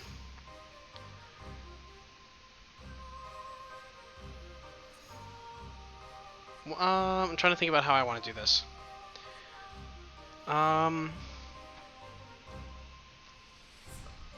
First I want to do this.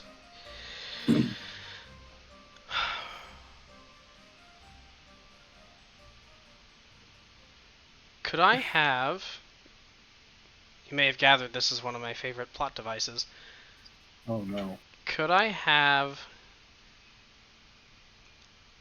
everybody except Zook? You don't have to leave the call, but deafen yourselves so you're not able to hear. I can do that. Mute the... How do we mute? You can It's just next mute your to- TV. Oh, that's true, I could. Yeah, just Yep. yeah, just send a message in the chat when you're done. Alrighty. So, Zook, as you are getting to sleep this evening, you fall asleep and you have a relatively restful sleep, and you awaken more or less, and you open your eyes and you turn to the side, and Rurik is no longer there. Interestingly, you feel very well rested, but it's still dark outside. Where you at? Hang on 1 second.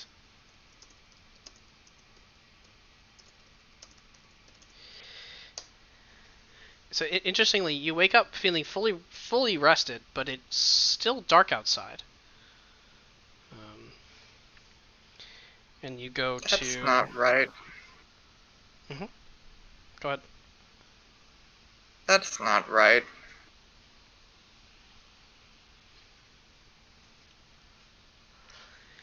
And you go and you go to get up, and your things are still in the room. Rurik's are not. Rurik's things are no longer in the room.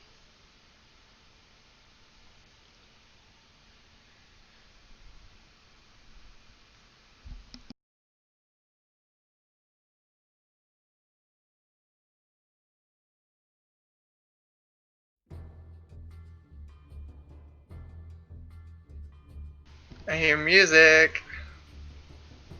Just background music.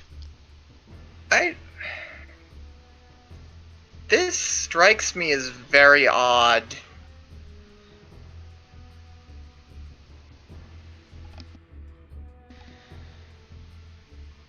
I'm gonna head downstairs.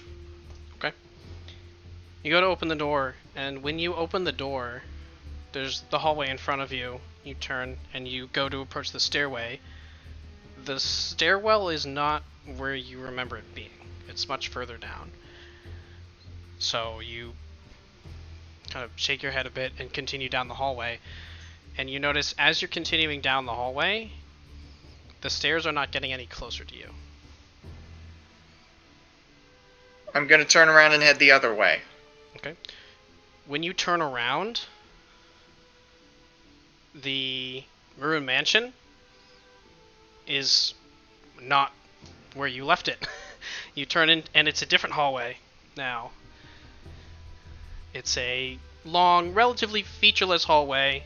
You see a row of doors along one side about where they were, but the doors are not just the standard wooden door. They're doors made of some sort of a black metal material. And as you walk past one of them, you walk past your room. The door is slightly ajar, and you peek your head in, and coming in through the window, instead of regular white moonlight, the moon has darkened into a deep crimson color. You kind of pull your head back out of the room, and looking down the hallway, you glance up and you notice there's no ceiling on this room anymore. And hanging up in the sky, you see a full moon that is a deep red color.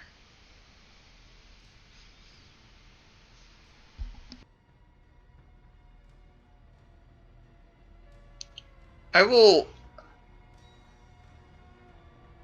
draw and shoot an arrow into the moon. Okay, go ahead and roll an attack.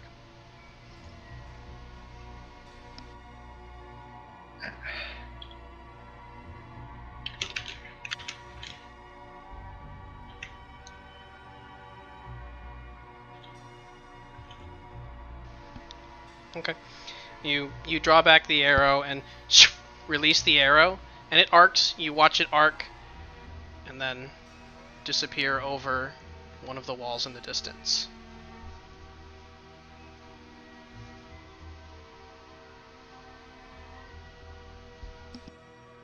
Can I use Mage Hand to feel around? Sure. Let me double check. Does Mage Hand have... Mage Hand has verbal components. Okay. So you go to cast the spell, and you cast your Mage Hand, projecting your hand outward. And you hear very, very quietly in the distance as you begin to speak a low... You hear like almost whispers when you speak that stop when you stop. And as you finish casting the spell, your Mage Hand is out, visible in front of you. I cast Comprehend Languages and then start talking very quietly. Okay. Comprehend Languages also has verbal components, right? Yes. I think. Okay.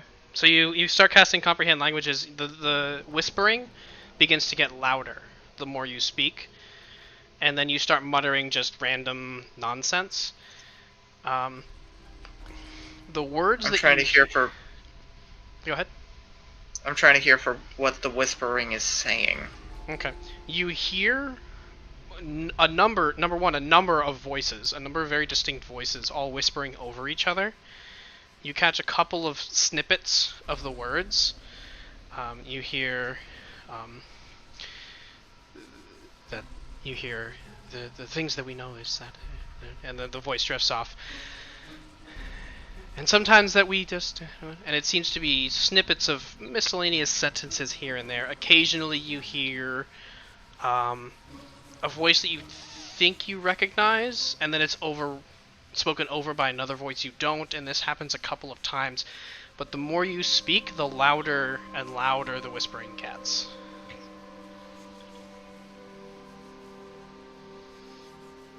Can I tell where it's coming from? It seems to be coming from the direction, so in front of you, the direction you're facing now. Which direction am I facing? So if you exited the room and turned right to go toward the stairs, it's left out of your room.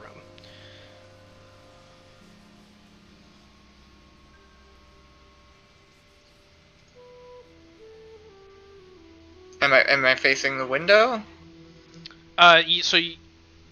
You are in the hallway currently, facing down. There's no window in the hallway, but there's no ceiling either, so you're able to see up into the sky. I cast Color Spray and I point it up. Okay. So you go and you cast Color Spray.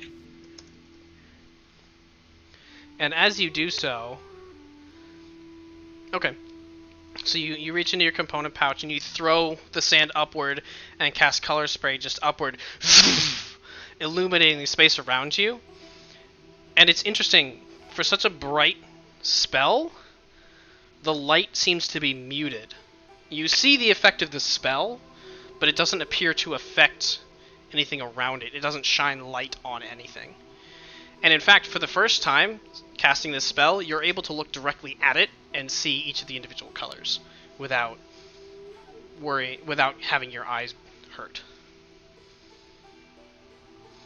And as the spell releases, you hear your own voice start to deaden in volume.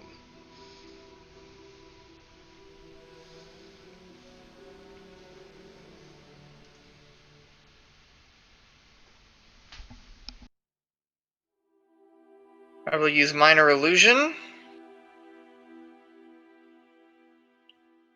to try and create the sound of a thunderclap.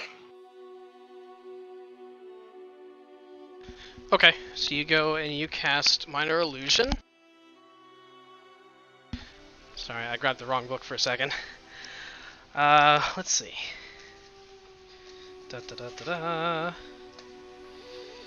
There we go.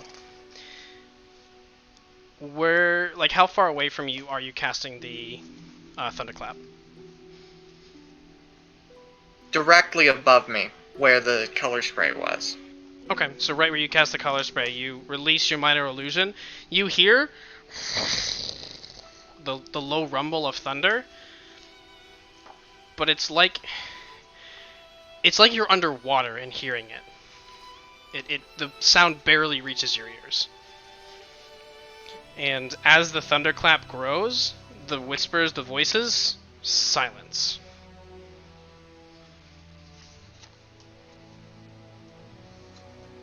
What's the wall made of? You turn and look at the wall. It appears to be the wall of the Maroon Mansion was made of like a wood paneling. The wall next to you appears to be made of a deep, like a marble. Ow! I keep running into this. Like a deep marble stone of some kind. What's the floor made of? Same material. Looking down toward the hallway, when you release the spell, there's a small light that appeared coming down from somewhere, you can't tell which, but there's a small illumination of white light that is not the reddish tint of everything else around you. I'm gonna run in that direction. Okay, so you run down in that direction. Unlike the stairs, this time you actually approach it. It's about 70 feet away, so it does take you a couple seconds to get there. But you approach, and taking a moment as you approach, you're about 10 feet away, you look around, the space has opened up into almost a clearing of some kind.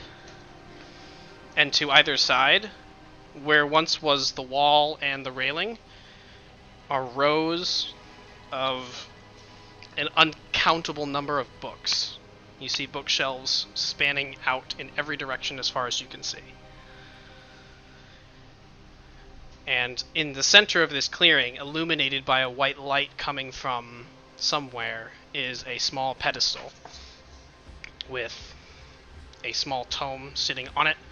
Next to the pedestal is a small little table that has like a brass or some kind of a bell, like a handbell, sitting next to it.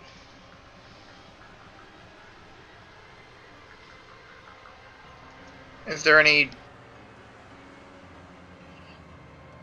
text on the pedestal by the bell? Do you go up, or are you looking at it from this distance? I'm gonna go to the pedestal. Okay. Walking up to the pedestal, you see, as you approach, the book has text, but the text fades as you approach, and when you go to look down on it, you see the ink rearranging itself. Like one half, the right side has the writing of a language you don't recognize. The right side, you see the words and the ink on the page start to rearrange itself into Gnomish. And on the top line of the page reads, "Hello, Zook. We've been very touched the other interested." page.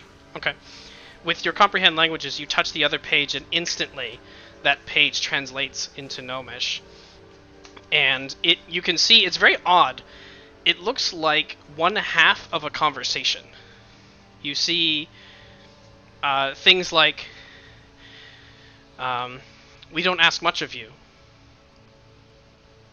Oh, but of course." Just disjointed responses to sentences. And as you look back toward the right side, you see the conversation continue, and it says, "You're quite a bright one, aren't you?" What is this? As you speak, you don't hear any sound. But the letters on the page rearrange themselves to speak to you. And it says, "We are the archive. We seek knowledge.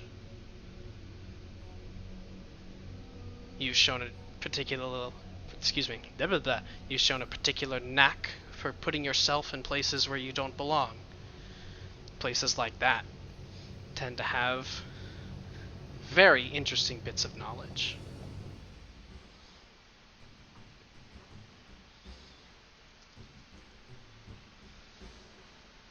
I don't say, but I think. Where are you from? There's a moment, and then the words on the page rewrite themselves to say, "We are from a place beyond your comprehension."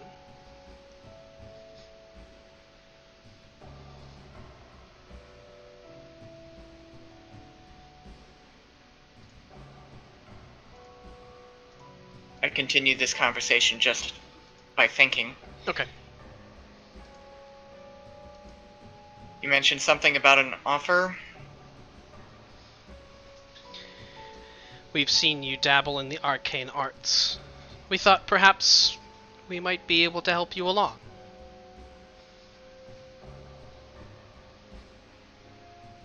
There must be a catch.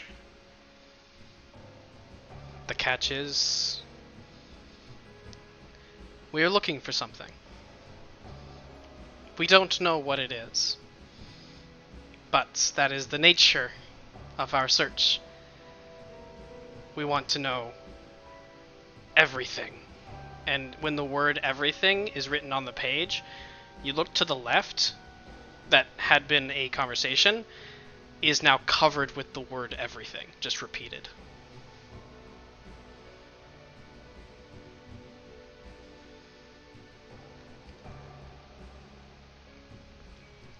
And you hear a whisper in the back of your mind that says, "Everything." And the books on the shelves around you start to shift slightly and rearrange themselves. What is it you want me to do?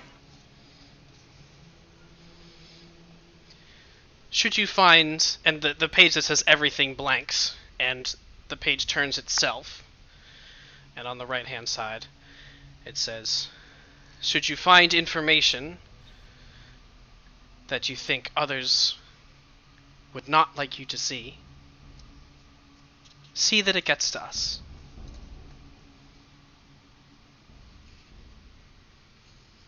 How would I do this?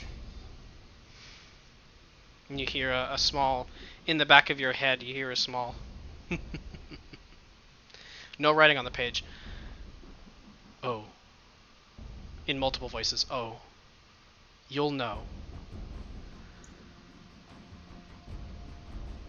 And you blink, and you wake up in your room, Rurik snoring away next to you. I had additional questions. Also, just to take a break from the roleplay. No, stop. Just to take a break from the roleplay before people come back in. Did I actually expend any spell slots? You go and you take a mental inventory. No, you didn't expend any spell slots. Okay, I thought so. Continue. You felt the spells being cast, but when you awaken, your spell slots have returned.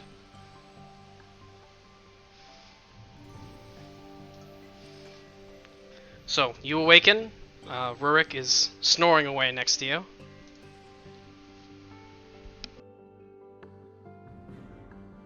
Oof, only one charge regained. Oh, on the ring? Oh no. Alrighty. So at this point, I believe, Hoyd. I'm gonna try to go back to sleep as best I can. Okay. So at this point, Hoyd, dawn has approached, which you can see through the dome. And you're normally the first one up, I Does believe. this still count as a long rest? It does, yes. Okay. It is actually, at this point, it is well past dawn. In order for each of you to push through your exhaustion and get the full rest that you needed, it's... I'm back. Based on the position of the sun, it's roughly mid-morning-ish. Those of you that have level up perks, you now have all of them. Your hit points are restored to your new maximums, up from 7 from some of you. Okay. So Prudence, you awaken, and you have an important thing to do. At this point, the hut is still up slightly. You can feel the arcane energy holding it together is about to dissipate. So Prudence goes around to each of the rooms, and he brings everyone into the room. Okay, so you dispel your hut. And you bring everyone into your room. So Rurik, Shigun, Zook, you're already awake, but Rurik and Shigun, you're awoken by Prudence. He says, "Come, I have something to talk to you about." Blah, blah, blah. I don't even know what accent that was. He says, "Come, I have something to talk to you about." And he brings all of you into his room. Rurik, Shigun, and Zook, this is your first time meeting the new deer, so you see a small, young cat, white fur, kind of puffy, one green eye, one blue eye. Oh, it's so cute. Pouncing, like, bopping around the room, exploring. Is this new deer? And it meows weird, and it likes to bite. And he says, "Yes." Excellent. Welcome back. When it meows, it kind of... Oh, charming. You hear it kind of like clicking a bit. Yep, that's deer. You know, I've heard tales of cats adopting dwarfs instead of the other way around. Where have you heard that? Alright, so... Hoyd, you spend a little bit of time carefully caring for your hair. Your room in particular doesn't have a mirror, but Zook's room actually does, so you go into Zook's room and make sure your hair is perfectly coiffed and removing all the bits of your costume. Thank you very much. I don't say anything, but I start petting deer. And you return to your room, and deer kind of like purrs and edges into your hand. Prudence says, I now know how to cast a spell that can help you breathe underwater. It lasts for 24 hours, and I was thinking that I would just cast it on everyone every day. If anyone wants to opt out of that, let me know. Isn't that a waste of time for most of it? No. He says I don't without have any elaboration. particular objection, but I wouldn't want you to expend any unnecessary energy on our part.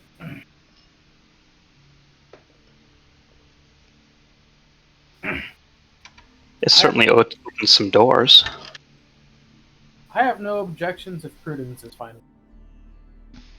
Ah, that It's is a good to ritual. hear. I can cast it whenever I want.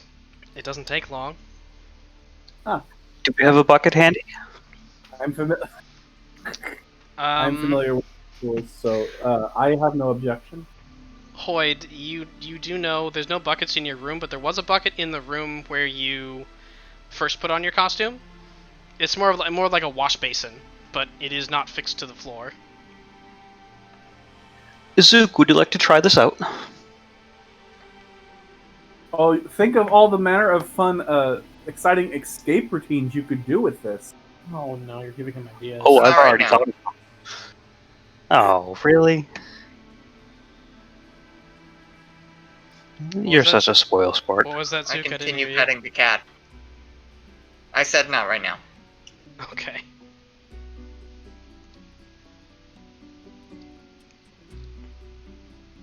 I will not accept the ending of this campaign without some grain of magic.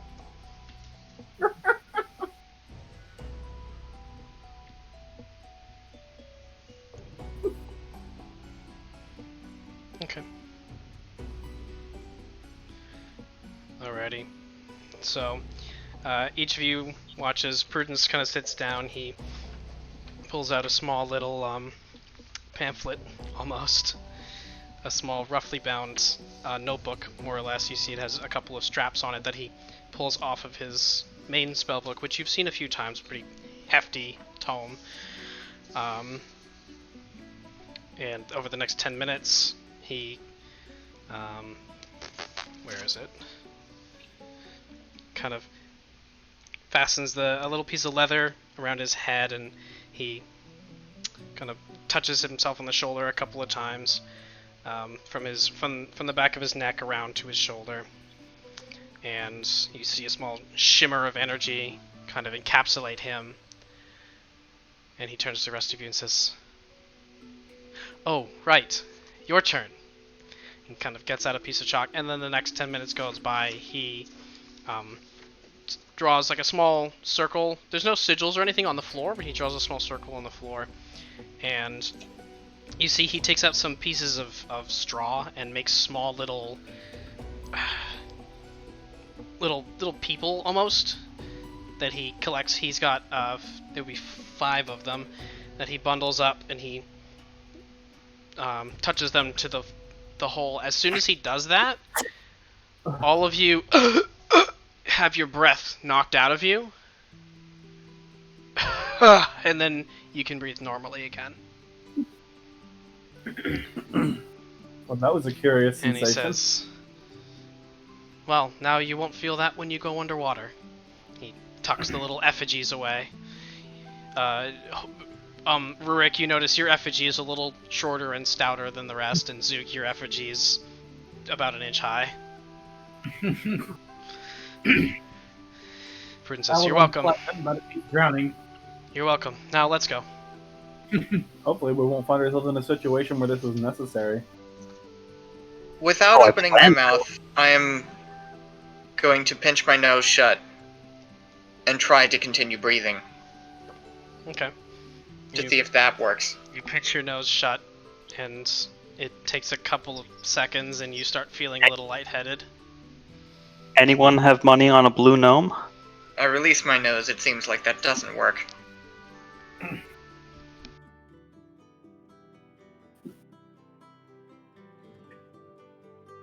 I go to Princess. pack up my things. The spell only allows you to breathe underwater. That's why it's called water breathing. The atmosphere is like a fluid. That is a good point, though. If the water has no oxygen in it, it doesn't work. So if it's not water, if it's any other liquid, then it wouldn't work. It's water specifically. Oh. Because fish That's gills. a That's how good point gills to work. make. Needs free ions.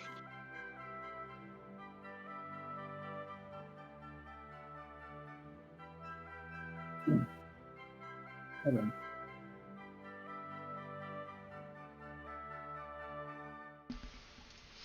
Prudence says, "Does anyone have any plans? I have a small shopping list." Coincidence, I do too. Your Oh, shopping- Rurik, I was gonna ask you for some vials to empty out the poison. Yes, I would like to spend some time looking at the new vial that we have now. May I borrow some for my arrow? Certainly. Ember, small mechanics question. Earlier, when you mentioned that I gained 2 vials of the poison previously, I do have 2 just empty vials listed in my inventory. Would that take their place, or would this be from just the alchemist kit stuff that I have? I would say that would take up the 2 empty vials that you already had. That's what you would have Okay. poured them into. Okay. In that case, would I take that to mean that I currently have no empty vials? If you only had 2, yeah, you have no empty vials then. Okay. I wasn't sure to what point having the necessary kits extended to that. Unfortunately, Actually- I'll just buy some vials. You don't worry about it too much. I will buy some extras, and I will see to it that we have enough that we need. How much liquid does a vial hold? Vial holds 4 ounces. Which... I was asking Rurik. Oh. A vial holds 4 ounces. I was going to ask Ember because I didn't. How many knives worth? For the poison that you have, it's 3 uses. So, like, how many of those uses fit in a vial? There'd be 3 uses in 1 vial. Okay, so I need 5 vials. All right. Yeah, it's what's in the dagger is a vial's worth of poison. Okay. How many daggers do we have total? I have one on my person, I think you but have I'm not 9 sure. at this point, something like that. I do want to cut this off for a second. There's a question about identifying during a long rest. You can't really do anything during a long rest. It has to be very light activity or sleeping. It has to be sleeping for a certain period of time. If you are trying to identify an item or attune to an item, that would be over the course of a short rest. If you're sufficiently clever, you could set something up so that it happens automatically over the course of a long rest. Sort of. It's the problem with long rests is unless you're an you'd elf have to or... build a computer in D&D to do that. No, if you're not an elf or a warforged, you are spending 8 hours unconscious, more or less. It's 6 hours of unconsciousness and then light activity. You can't identify items during, which is why when Hoyd stood watch above Dib's fortress, he did not receive any rest during that time because he spent time identifying magic items.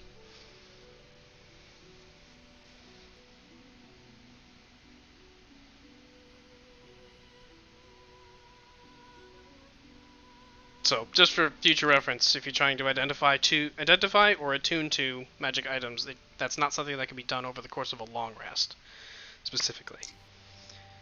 And Hoyd was concentrating on suggestion, so he couldn't fall unconscious, otherwise the suggestion would have ended. So. Let's finish up our business at the shops and then head north. Okay.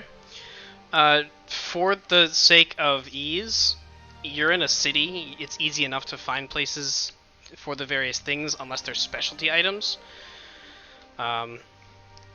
So I will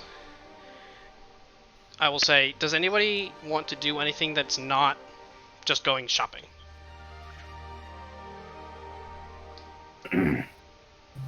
No, Or is shopping's kinda everyone what I want. going shopping? Okay, everyone's going shopping for the next half hour, I guess. Yep. I did want to spend some time with some of the new materials that we had. Okay. But then again, if we're going to be en route to Pitchfield, I can spend the time in the cart doing that. So no, I'm fine for now. Okay.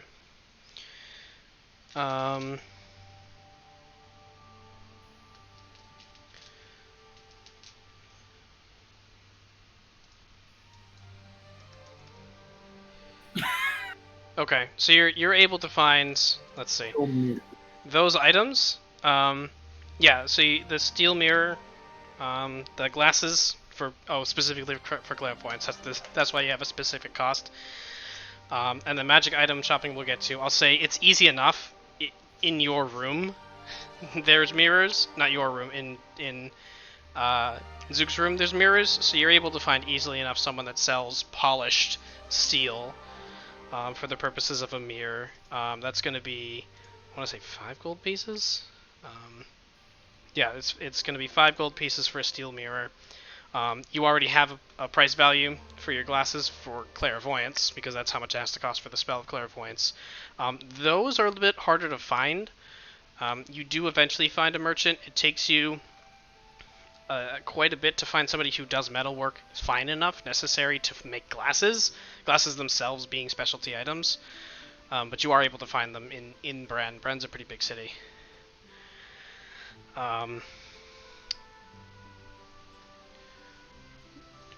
Just going down the list. So I will say, so Shigun, healing potions are not incredibly common, but you do find a few.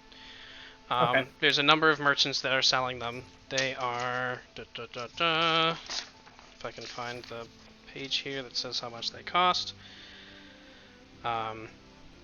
You do find a few potions of healing, just base potions of healing. Okay. They run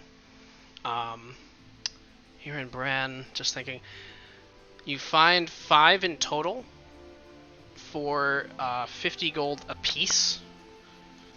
So that would be 250 for all of them. Woo. You also find a potion of greater healing from a kind of a shifty merchant, but it looks legit. That will run you... the greater healing runs 100 gold pieces. And you do... healing potency difference? So the potion of healing is 2d4 plus 2 hit points. Greater healing is 4d4 plus 4. So it's essentially double. Okay. With a wider range.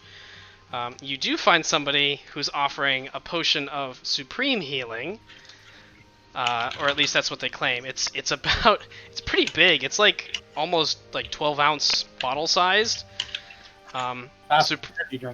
Supreme healing. That's 10d4 plus 20, and they are offering it for 3,500 gold pieces.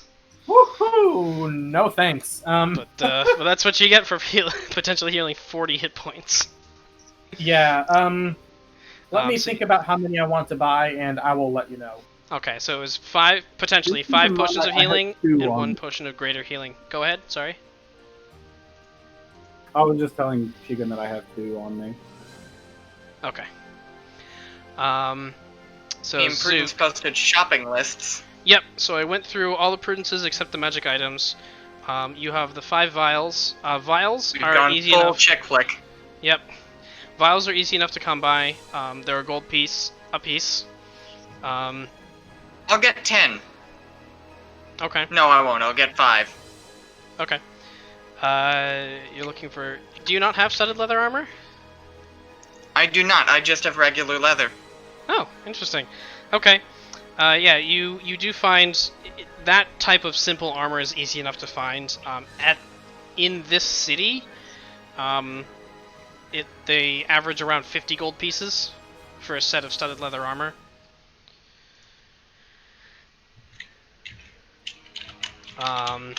And as far as specialty arrows goes, let me pull up my specialty arrows and decide what would exist in the city or not. Do I see the same selection of potions that Shigun did? Actually, my search is more broad. I was going to say, you would have seen the same health potions. If you're looking for other potions, you'll have to be a little more specific, because some things are available in this region and some things aren't. You don't actually find any specialty arrows. You do, however, find a short bow that appears to have a buckler or a shield attached to it. And the merchant who's selling it says that it helps you defend yourself a little bit better from people who get up in your face.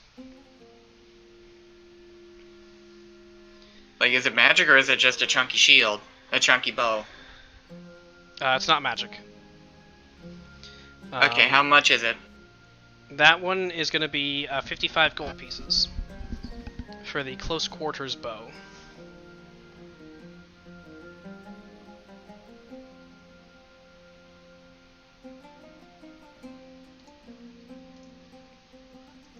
Is the game mechanic effect of that? The game like mechanic, I'm just also wielding a shield? The game mechanic is +1 to your AC while you're wielding the bow. Okay. And you can use the shield to hit people if they get too close to you, which I've just posted the stat block to it in the Thursday channel.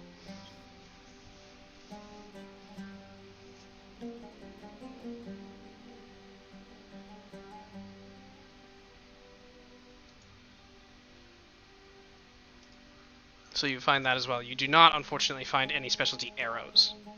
I'm not gonna go for the bow. Okay. What magic items and what potions do I see? So I'll come back to magic items and potions in a second. Okay. Rurik. I do purchase the vials and the studded leather. Okay, so you pick those up. You're looking to purchase... Okay, so 3 more of the Electrum Platinum rings. Okay. Yes. Remind me what the name of the spell is that this is for? Warding Bond. Warding Bond. Okay. Alrighty. Yeah, so you're looking for 3 rings or 3 pairs of rings? 3 rings. Okay, you're able to find them. Electrum itself is actually pretty common in this region. It is one of the major exports of Sundi. Platinum is a bit harder to find, but you are able to find it, and you find each of them. There's one merchant selling 3 for 60 gold apiece. And they offer, if you buy all 3 of them, you can get them for, now I gotta do the math in my head, 175. So it's 5 gold off each of them if you buy all 3.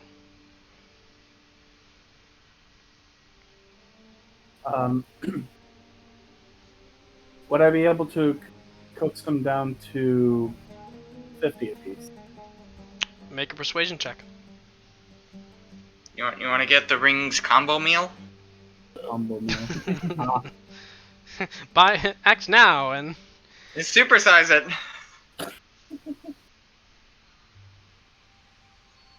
Yeah, before you make your roll, if you want to take one of those, Prudence is offering them. Did you say persuasion? Persuasion, yep.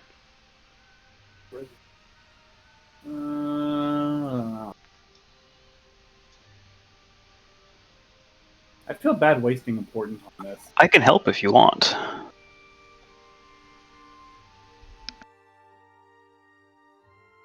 I just thought of another thing I want to shop for. I'll just do this on my own. Okay, go ahead and roll your persuasion. 12. No can do. Alright. That's I will purchase the 3 for 175. Okay, so you pick up the 3. You are looking for an alchemist's coat, like a leather apron, is what you're looking for. Effectively, I wasn't sure what to describe it as, but basically, whatever my effective equivalent to like a working lab coat would be. Okay, well, it has to be a little thicker than a cloth lab coat. But yeah, you are able to find that. It's actually fairly inexpensive, these types of things. It's more or less, it's basically a blacksmith's apron, but it wraps around to the back. For someone of your stature, it's not much at all. That would run you 2 silver, maybe. Alright. So you pick that up. You get 5 vials as well. Those are a gold apiece. And potions, like I said, I'm going to do all the magic items and the potions at the end. Alright. Hoyd, Zook, you said you had something you were looking for? And then yes, Hoyd, I was Hoyd, if you're looking curious. for something, just throw it in the text chat. Go ahead. Do they have, like a sort of gaming craft props sort of store? Not exactly. There are a few stores. I'm looking to buy a copy of in Dungeons and Dragons 5th edition. I'm kidding. there are a few stores that sell like children's toys, that may have something along what you're looking for. You might have to be more specific. Depending on what it is, it might not be in this. They might not have the necessary. Like stuff like decks of cards, like the sort of place you would buy a set of like 3 Dragon Ante. There's 1 or 2 places, yeah, that more or less they're actually right next to establishments that offer gambling, but they do offer like more limited versions of the same games that they play at the gambling establishment. And you're looking for a deck of 3 Dragon Ante, or just a playing card deck, plus what kind of game kits are they selling? Well, there are. Let me walk over to my board game shelf and no. There are a number of card games that are available: 3 Dragon Ante, Avandra's Favor, and so on. Most of which are played with a standard deck, but there have been cards that have been either duplicated or removed for the sake of playing the game. Each of the decks is a copper. Or if you buy them with something else, the price would probably be lower. What sort of gambling kits do they have at the store this was next to? I'm not sure what you're asking. Like, what's...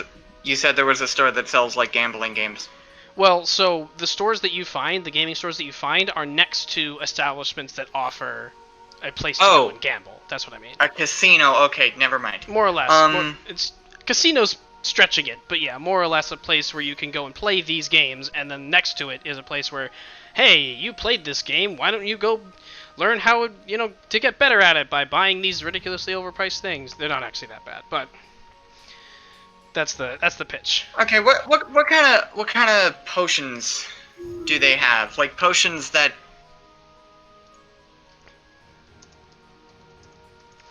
All right, so you're looking like the sort of potions that you might throw at someone.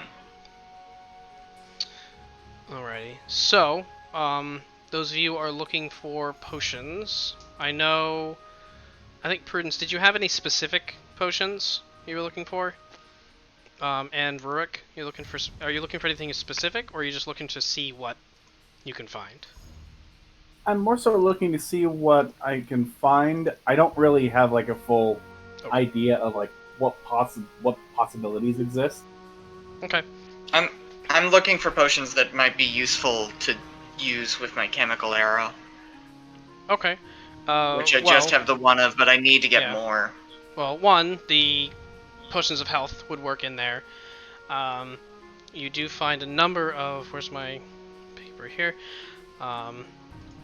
You find a number of potions of various types of protection at one of the places that sells the healing potions.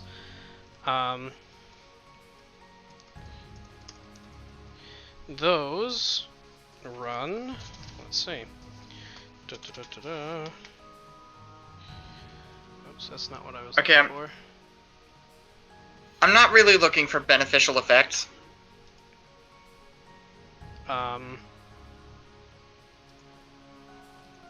Then what are you looking for? Like poisons, like the one that I... Oh, okay. That I've started collecting. Like maybe something like a potion of blindness, or like one that makes you confused or something. So the potion. So poisons don't necessarily need to go in the injection arrow that you have, because you can just coat an arrowhead with that poison and deliver it that way. Oh. The injection arrow you can use but it's more for positive. How about potions that I can't use that way, like a potion that teleports you or that polymorphs, so that if I just dip the arrow in it, the arrow just turns into something else or goes away? At that point, you're looking more at specialty enchantment. Okay, potions are designed to be metabolized by a body, so... Okay, I probably can't get any such potions. Okay, and do they have any magic items? Probably no, but I'm asking. There are 2 establishments that sell magic items. Magic items themselves are pretty hard to come by just in general, but this being a large city, you do fortunately find 2 establishments that each have 3 magic items. Can I use a healing potion in your empty dagger? In theory, sure. You can stab someone with your dagger and inject them with a healing potion. Make the same repetition. I'm so sorry this hurts so much. Oh, it's like surgery. Oh my god. Rocks fall. Everybody dies. End of campaign. Oh no, you killed Rurik. You're kidding. So, the magic items that you found, I'm gonna trim it down to the magic items you can afford. You do find, out of the 6, you find 2 magic items. We just got 1,000 gold each, just for reference. I know, but magic items are expensive, man. Yeah, I'm just saying. Like a generic +1 sword is something in the range of 500 gold or something. It's crazy. It's crazy how expensive these things are. Let's see. Where is the... There's actually a specific thing. I lied. There isn't. Anyway. You do find a cloak of protection, which is more or less just a flat +1 bonus to AC and saving throws. That item runs 650 gold pieces. And then one of the other items you find is... Let's see. That you can't afford. That you can't afford. Oh, you do actually find... It's not an arrow, but you find a dart. That's described as the Stalker's Dart. Which enables... Is it a throwing dart? It's a throwing dart, yep. And on a successful hit, for the next 6 hours, the thing that you hit, if it's within 1,000 feet of you, you sense its direction relative to you. Ooh, it's a tracking So thing. you're able to essentially smack someone, and obviously they know you did it, but it's a +1 dart, number 1, and upon a successful attack, you have that tracking on them for the next 6 hours. That's really cool. That dart, being what it is, runs 800 gold pieces. That's a bit much. And, everyone's favorite, there's a small wand in one of the stores that it has a small, it's a plain wand, plain brown, soft wood. On one end there's a small metal cap, and on the rear end there appears to be a fashioned cat that's curled around it. That's the Wand of Catnap. It enables you to cast the spell Catnap, which it makes somebody fall unconscious for 10 minutes. Prudence, you want this? And this particular wand is able to cast the spell on 3 creatures at once. That one is bumping up at the top of your range at 950 gold pieces. That actually sounds pretty useful. Are there any armors or weapons? Apart from the Cloak of Protection, no. The knights seem to have control of most of the magic weapons, and the ones that are there are unfortunately out of your price range unless you pool together. Okay. What were the stats on the cloak again? I'm sorry. The Cloak of Protection is +1 to AC and saving throws. Okay. I don't mind. Which is useful for those of you that can't wear armor. Yeah, I don't mind assisting either. Okay, last question is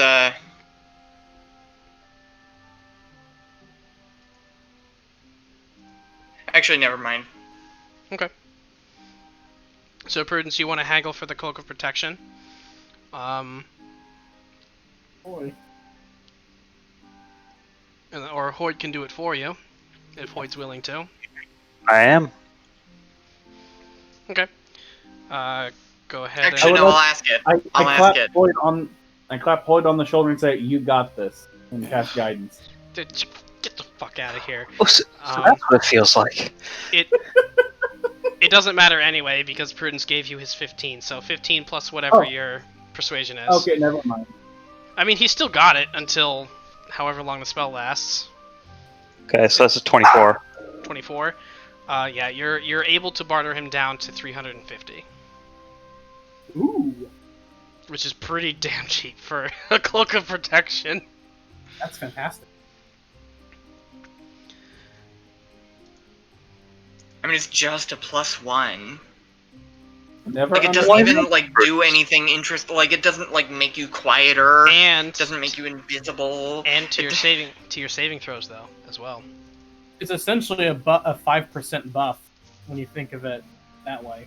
Alrighty. So you do find that you're looking for Hoyd. You said you're looking for interesting studded leather, which I think I know the one you're looking for. Oh, there's 2, 3. That one, it takes you time to find. The item doesn't exist as a pre-made item, but you do find somebody who'd be willing to enchant it for you to make it. It will take a bit of time to do it. It'll take probably 4 days to finish the enchantment on the armor if you supply the armor. But you are able to find somebody who says that they can make glamored studded leather armor. Ooh, I think you said the magic words. Because I know what you're looking for. I've decided to ask the question, actually. Is anybody selling dice? At the store where the card games were, there is a set of gaming dice available as well. Or a number of different types of dice. Mostly 6-sided is the most common. There are a few of odd-shaped ones for specialty games, particularly the ones that the casinos really like because it's easier to screw people if there's more numbers on the dice.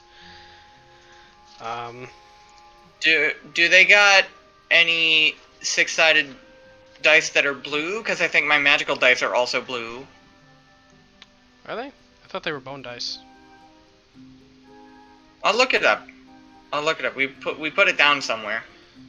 So the enchantment of your armor, just getting back to that, I found it. The enchantment of your armor over the course of the 4 days is going to cost about 1,300 gold pieces.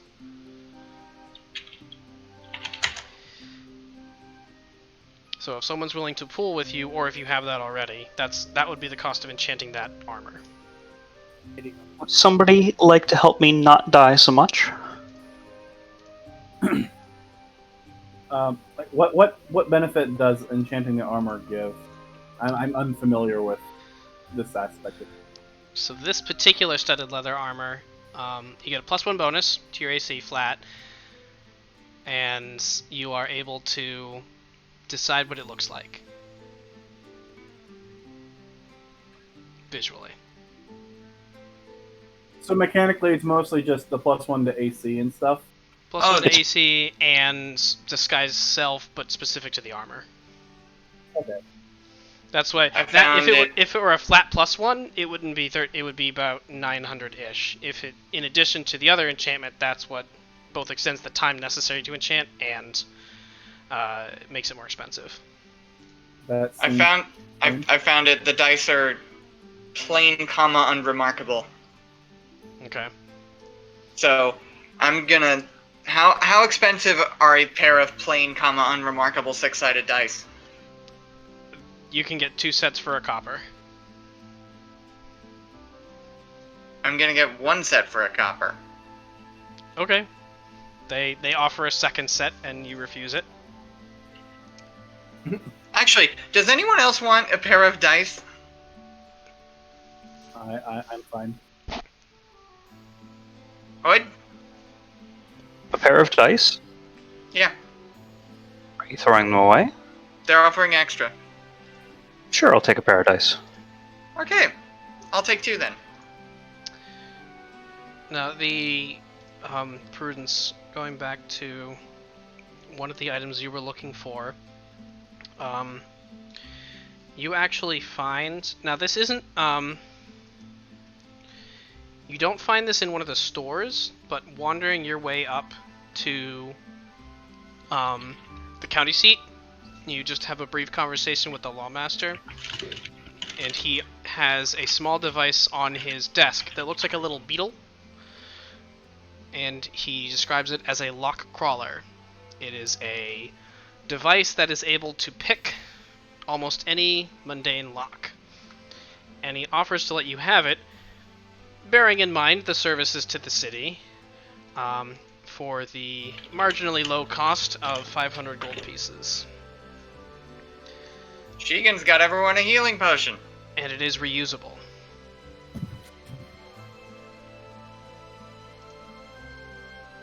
Okay. Was the reusable describing something else? The lock crawler. It's a small device that the lawmaster created, and he's offering it for, what did I say, 500 gold pieces? But it essentially unlocks most mundane locks automatically. That's pretty neat.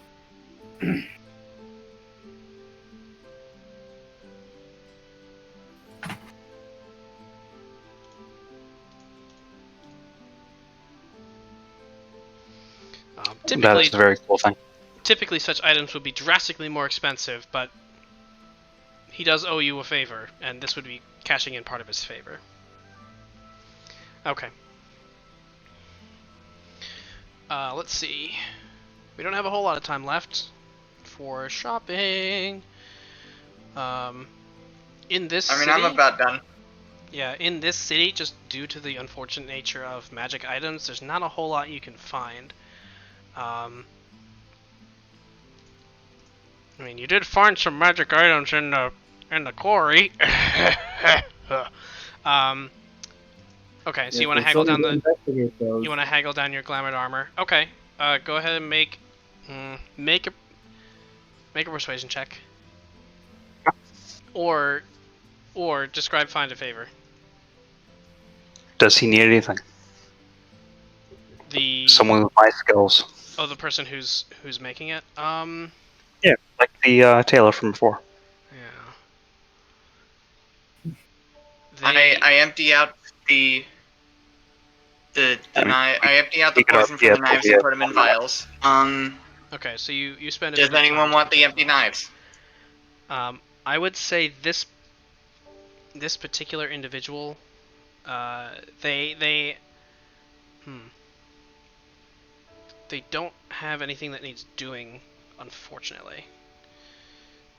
They do have a laundry list of things that they're always on the lookout for, but more or less to buy rather than to use in exchange for an item.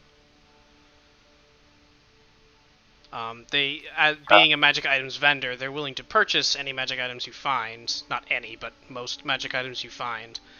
But they're not looking for any in particular, apart from the usual, legendary magic items. Like, if you can find the Sword of Cass, he'll gladly do anything for you. And then go and then turn evil and start slaughtering everybody. But that's not a question. Prudence says that I can lend you 150 gold coins if you promise to give it back as soon as you're able. Oh, that is quite nice of you. But if you'd like to haggle, you can make a persuasion check, as we are bumping up right against the end of our time.